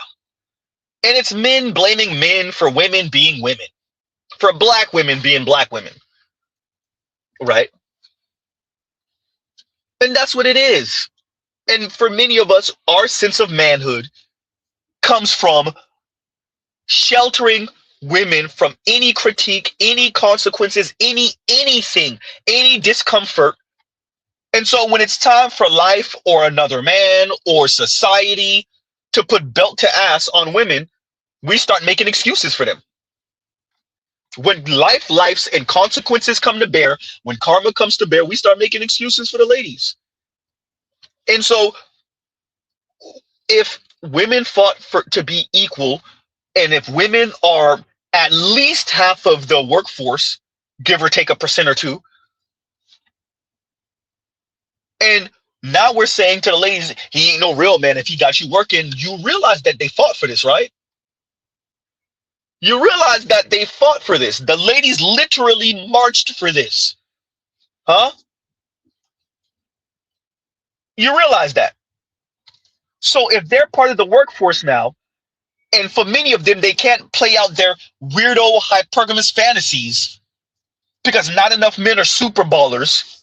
Huh? The wealth gap is not large enough. The income gap, especially the income gap, is not large enough. If the ladies are pissed off, it's not fair. That's a woman problem. Y'all literally fought to be part of the workforce and then entered the workforce. And so because you can't live your hypergamous fantasies, now you got weirdo men saying, well, you ain't no real man if you got her working. No, bro, they fought for this. They marched for this. They protest for this. This is what they wanted. They got it. Let's stop minimizing men because women got to work. And they barely working. Ooh, goddamn, Z. They barely working in them jobs. Do y'all see Sam Altman and all of them, Elon and all of them telling you, hey, AI about to shred these jobs, especially these office jobs. Who's mainly in the offices? Ooh, who's mainly in the cubicles? Are we sure it's going to happen? Maybe not. Could it all be hype? It could mostly be hype. But let's be clear. Especially when we watch that Asian girl with that Google, where was she working? Google? And she showed you a life in the day of me as a tech worker and and you follow her around and she did practically nothing all day. Didn't she get let go? Yeah, yo, dumbass. Somewhere's KMS. Say it, Z. Huh? You trying to tell me y'all be having it sweet at some of these jobs and then you gonna record yourself? Look. Huh? Z, you walking close to the edge here. Look. Huh? It's not smart. So there's a lot of luxury beliefs that folks swear by. They swear by them. The world you talking about just became available. This is the world you talking about just happened like 50 years ago, 80 years ago, 100 years ago. You got like 10,000 years of recorded human history. Human beings been a thing for like 250,000 years, 250,000, 200,000 years. And just about yesterday is this kind of like 9 to 5 hustle and bustle thing. Women have always been working. You got a glimpse of Father Knows Best, Dennis the Menace type life. A glimpse of it. Susie Homemaker. And it was like a certain segment of white women. And then you started having women swear by that. And some men, to be fair. And it's this or nothing. And if you can't provide me this, then you ain't no real man. Well, we're about to see about that. If Elon and them have their way, we're about to see about that. There's a lot of luxury beliefs that are going to get tested. For us as millennials, for Gen Z, for even Xers, in our lifetime. In our lifetime. A lot of these luxury beliefs are going to get tested. And I argue it's going to hurt some of the men. It's going to devastate the women, though. It's going to devastate the women. There's a lot of luxury beliefs. There's a lot of personalities. There's a lot of attitudes. There's a lot of worldviews that were built only because, especially in the West, the past 80 years have been relatively peaceful. Emphasis on the word relatively. Huh? And then we're black. And black women talking like they're elite white women. And brothers like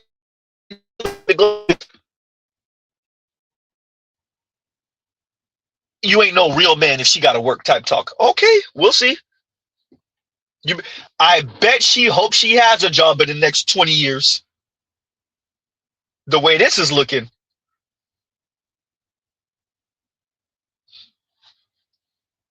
We'll see. Z kind of sounds contradictory. No, it doesn't. What I'm saying, you still on a program whether you have a 9 to 5 or not as a woman. Ooh, goddamn. Because you're not going to overproduce. And quite frankly, with the lack of accountability from women, particularly black women, you ain't want that anyway. Huh? You ain't want to have to deal with it anyway, because the second you hit the iceberg, you looking for a man to fix it. Z, you kind of making it seem like these ladies are children. Anyway, moving along. Huh? It's a whole lot of I'm in a bind Nate ass women. You want to know why you in a bind Nate ass women? Because you're not on a man's program. Because you're not under a man's leadership. That's why you gotta piece together life. That's why I'm in a bind Nate. I'm in a bind Nate because you refuse to be under a man's leadership and program. So now, because you're not Kim Foster, huh? Because you're not Ebony K. Williams, you're not Amanda Seals, and the vast majority of you will never be that. Not 51% most, like 90% most. I'm being nice with 10%. Being free enough to give black men the middle finger and actually piece together a life where they not having to be, I'm in a bind Nate. Most of you, you are, I'm in a bind Nate because you would rather be, I'm in a bind Nate than be under one man's program. That's why. I gotta go find if Accountable Commentary still have it on his channel because I made reference to it. And if somebody could email it to me if you remember it, when Accountable Commentary covered this maybe a couple years ago, the two kind of heavy set women, I want to say one was black and one was Latina, or maybe she was just light skin or fair skin black, and they went into the Walmart and they were, shoplifting, and the darker skinned black girl had her son with her, and the cops pretty much arrested her in the restroom because she was trying to duck off in the restroom. And then the lighter skinned young lady got arrested too, or the Latina, I can't remember what she was. And as Mr. Z is watching this, I'm just like, I bet you neither one of y'all got a man. I bet you neither one of you got a man. I put money. And I think it was in Florida because I heard them calling the little boy Jit. So yeah, it definitely was Florida women. Not Florida man, Florida women. Yeah, I bet you neither one of y'all got a man. I put money neither one of you got a man. Yeah. You damn right.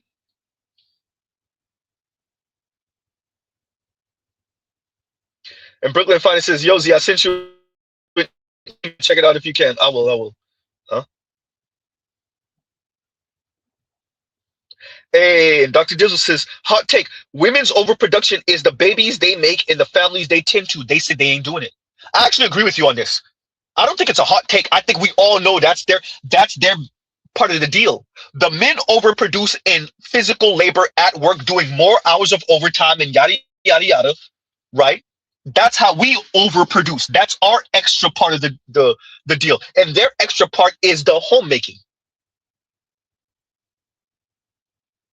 It's either we don't have to wash the dishes or they wash the dishes way more than we do. We don't fold sheets or they fold sheets way more than we do. That's supposed to be their overproduction. Obviously having the children and tending to the children way more than we do. But the lady said they ain't doing it. So guess what? You don't get the overproducing man. Even Steven. Huh?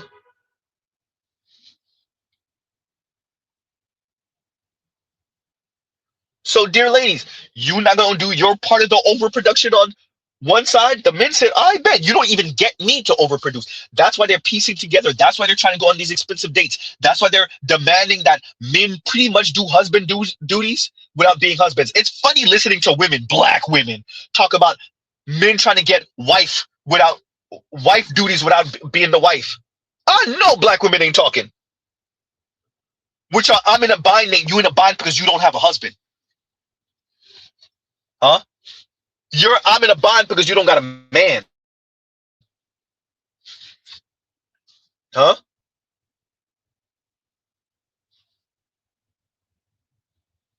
I know black women ain't talking about women, men getting wife requirements or wife treatment from women without these women being their wives. I know black women ain't talking.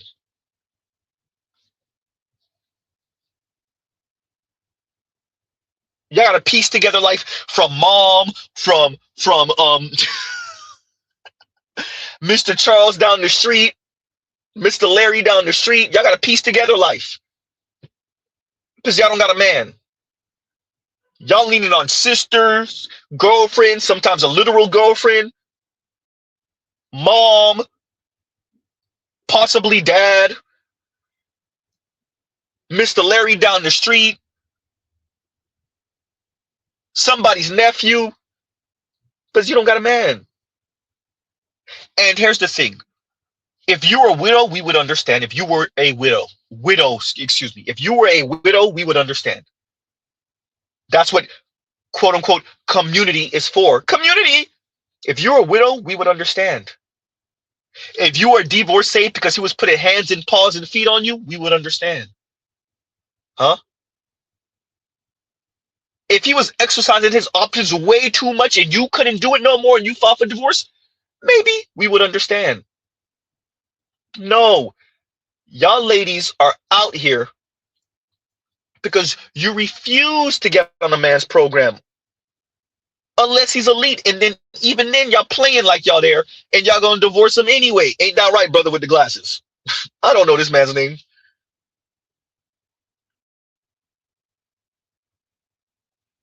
So Dr. Dizzle, I don't think it's too much of a hot take. I think you're correct. I think you're right. Huh? Oh, I've said this too. And Saint says they won't cook for a man. That's wife privileges, but they'll f that dude. Yeah, they'll pipe. They'll let that man pipe because there's a certain intimacy with cooking for someone. There's a certain intentionality with cooking for someone. There's a certain level of care with cooking for someone. And the pleasure you get is from their pleasure. And it's showing, and it definitely goes to what I say about women are not supposed to do anything for the express pleasure of a man. If you're a woman and you're cooking for a man, that's his pleasure. Your pleasure is from his pleasure. When it's triple X fun, it's dual. Outside of oral, of course. You getting off and he getting off. Hopefully you getting off. Huh? And then when you're cooking, you're standing up, you're dicing and splicing, and you're mixing ingredients and huh?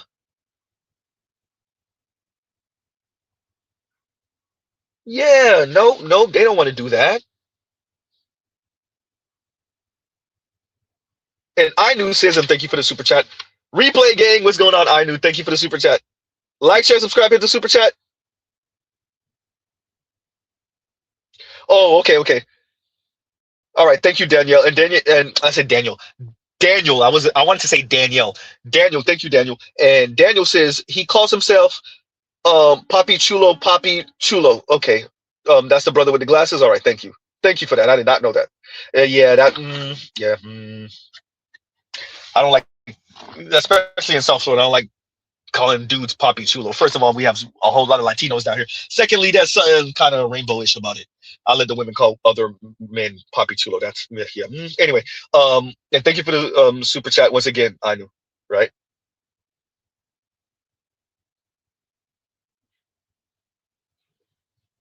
That's hysterical. And Terrell says, fair exchange ain't no highway, it ain't no robbery. He says, fair exchange ain't no robbery. I get an O and you get an O or two. Hysterical. Look, if we exchange in O faces, then that's what it is. And that's what you get. Huh? DMX said, I blazed you, you blazed me. Right? That might be actually a good song reference for this stream, but anyway, y'all, look, we done went way too long on this stream. Not supposed to be this long of a stream. Thank you, Trill. I ain't calling no dude Poppy. You hear me? Right. So we'll pause right here, everyone. We'll pause right here. Love, piece of chicken grease. Trell, Brooklyn's finest, and Eric Denman. Those of you that want to know details, check out the membership stream. Passport OG, check out the membership stream when you get a chance. So yeah, those of you, y'all like get that. It is a 3-hour long stream, to be fair. I know, but y'all like there's a reason for that. So yeah. And yeah, so we'll pause right there. Love, peace, and chicken grease. Y'all go check out other Black Manosphere content, other non-Manosphere content. For the love of God, go touch some grass. It's almost Friday, y'all. We almost there. We almost there. For some of you, it'll be payday Friday, right? And y'all have a great, great rest of y'all day. Mr. Z out.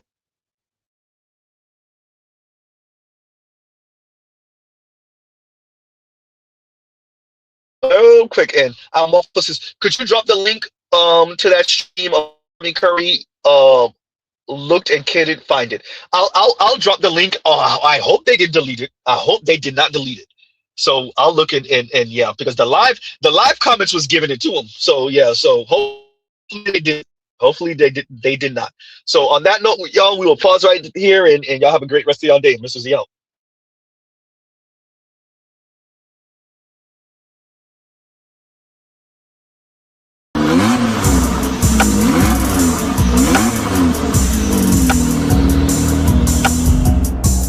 You are now listening to Mr. Z Blackneffect.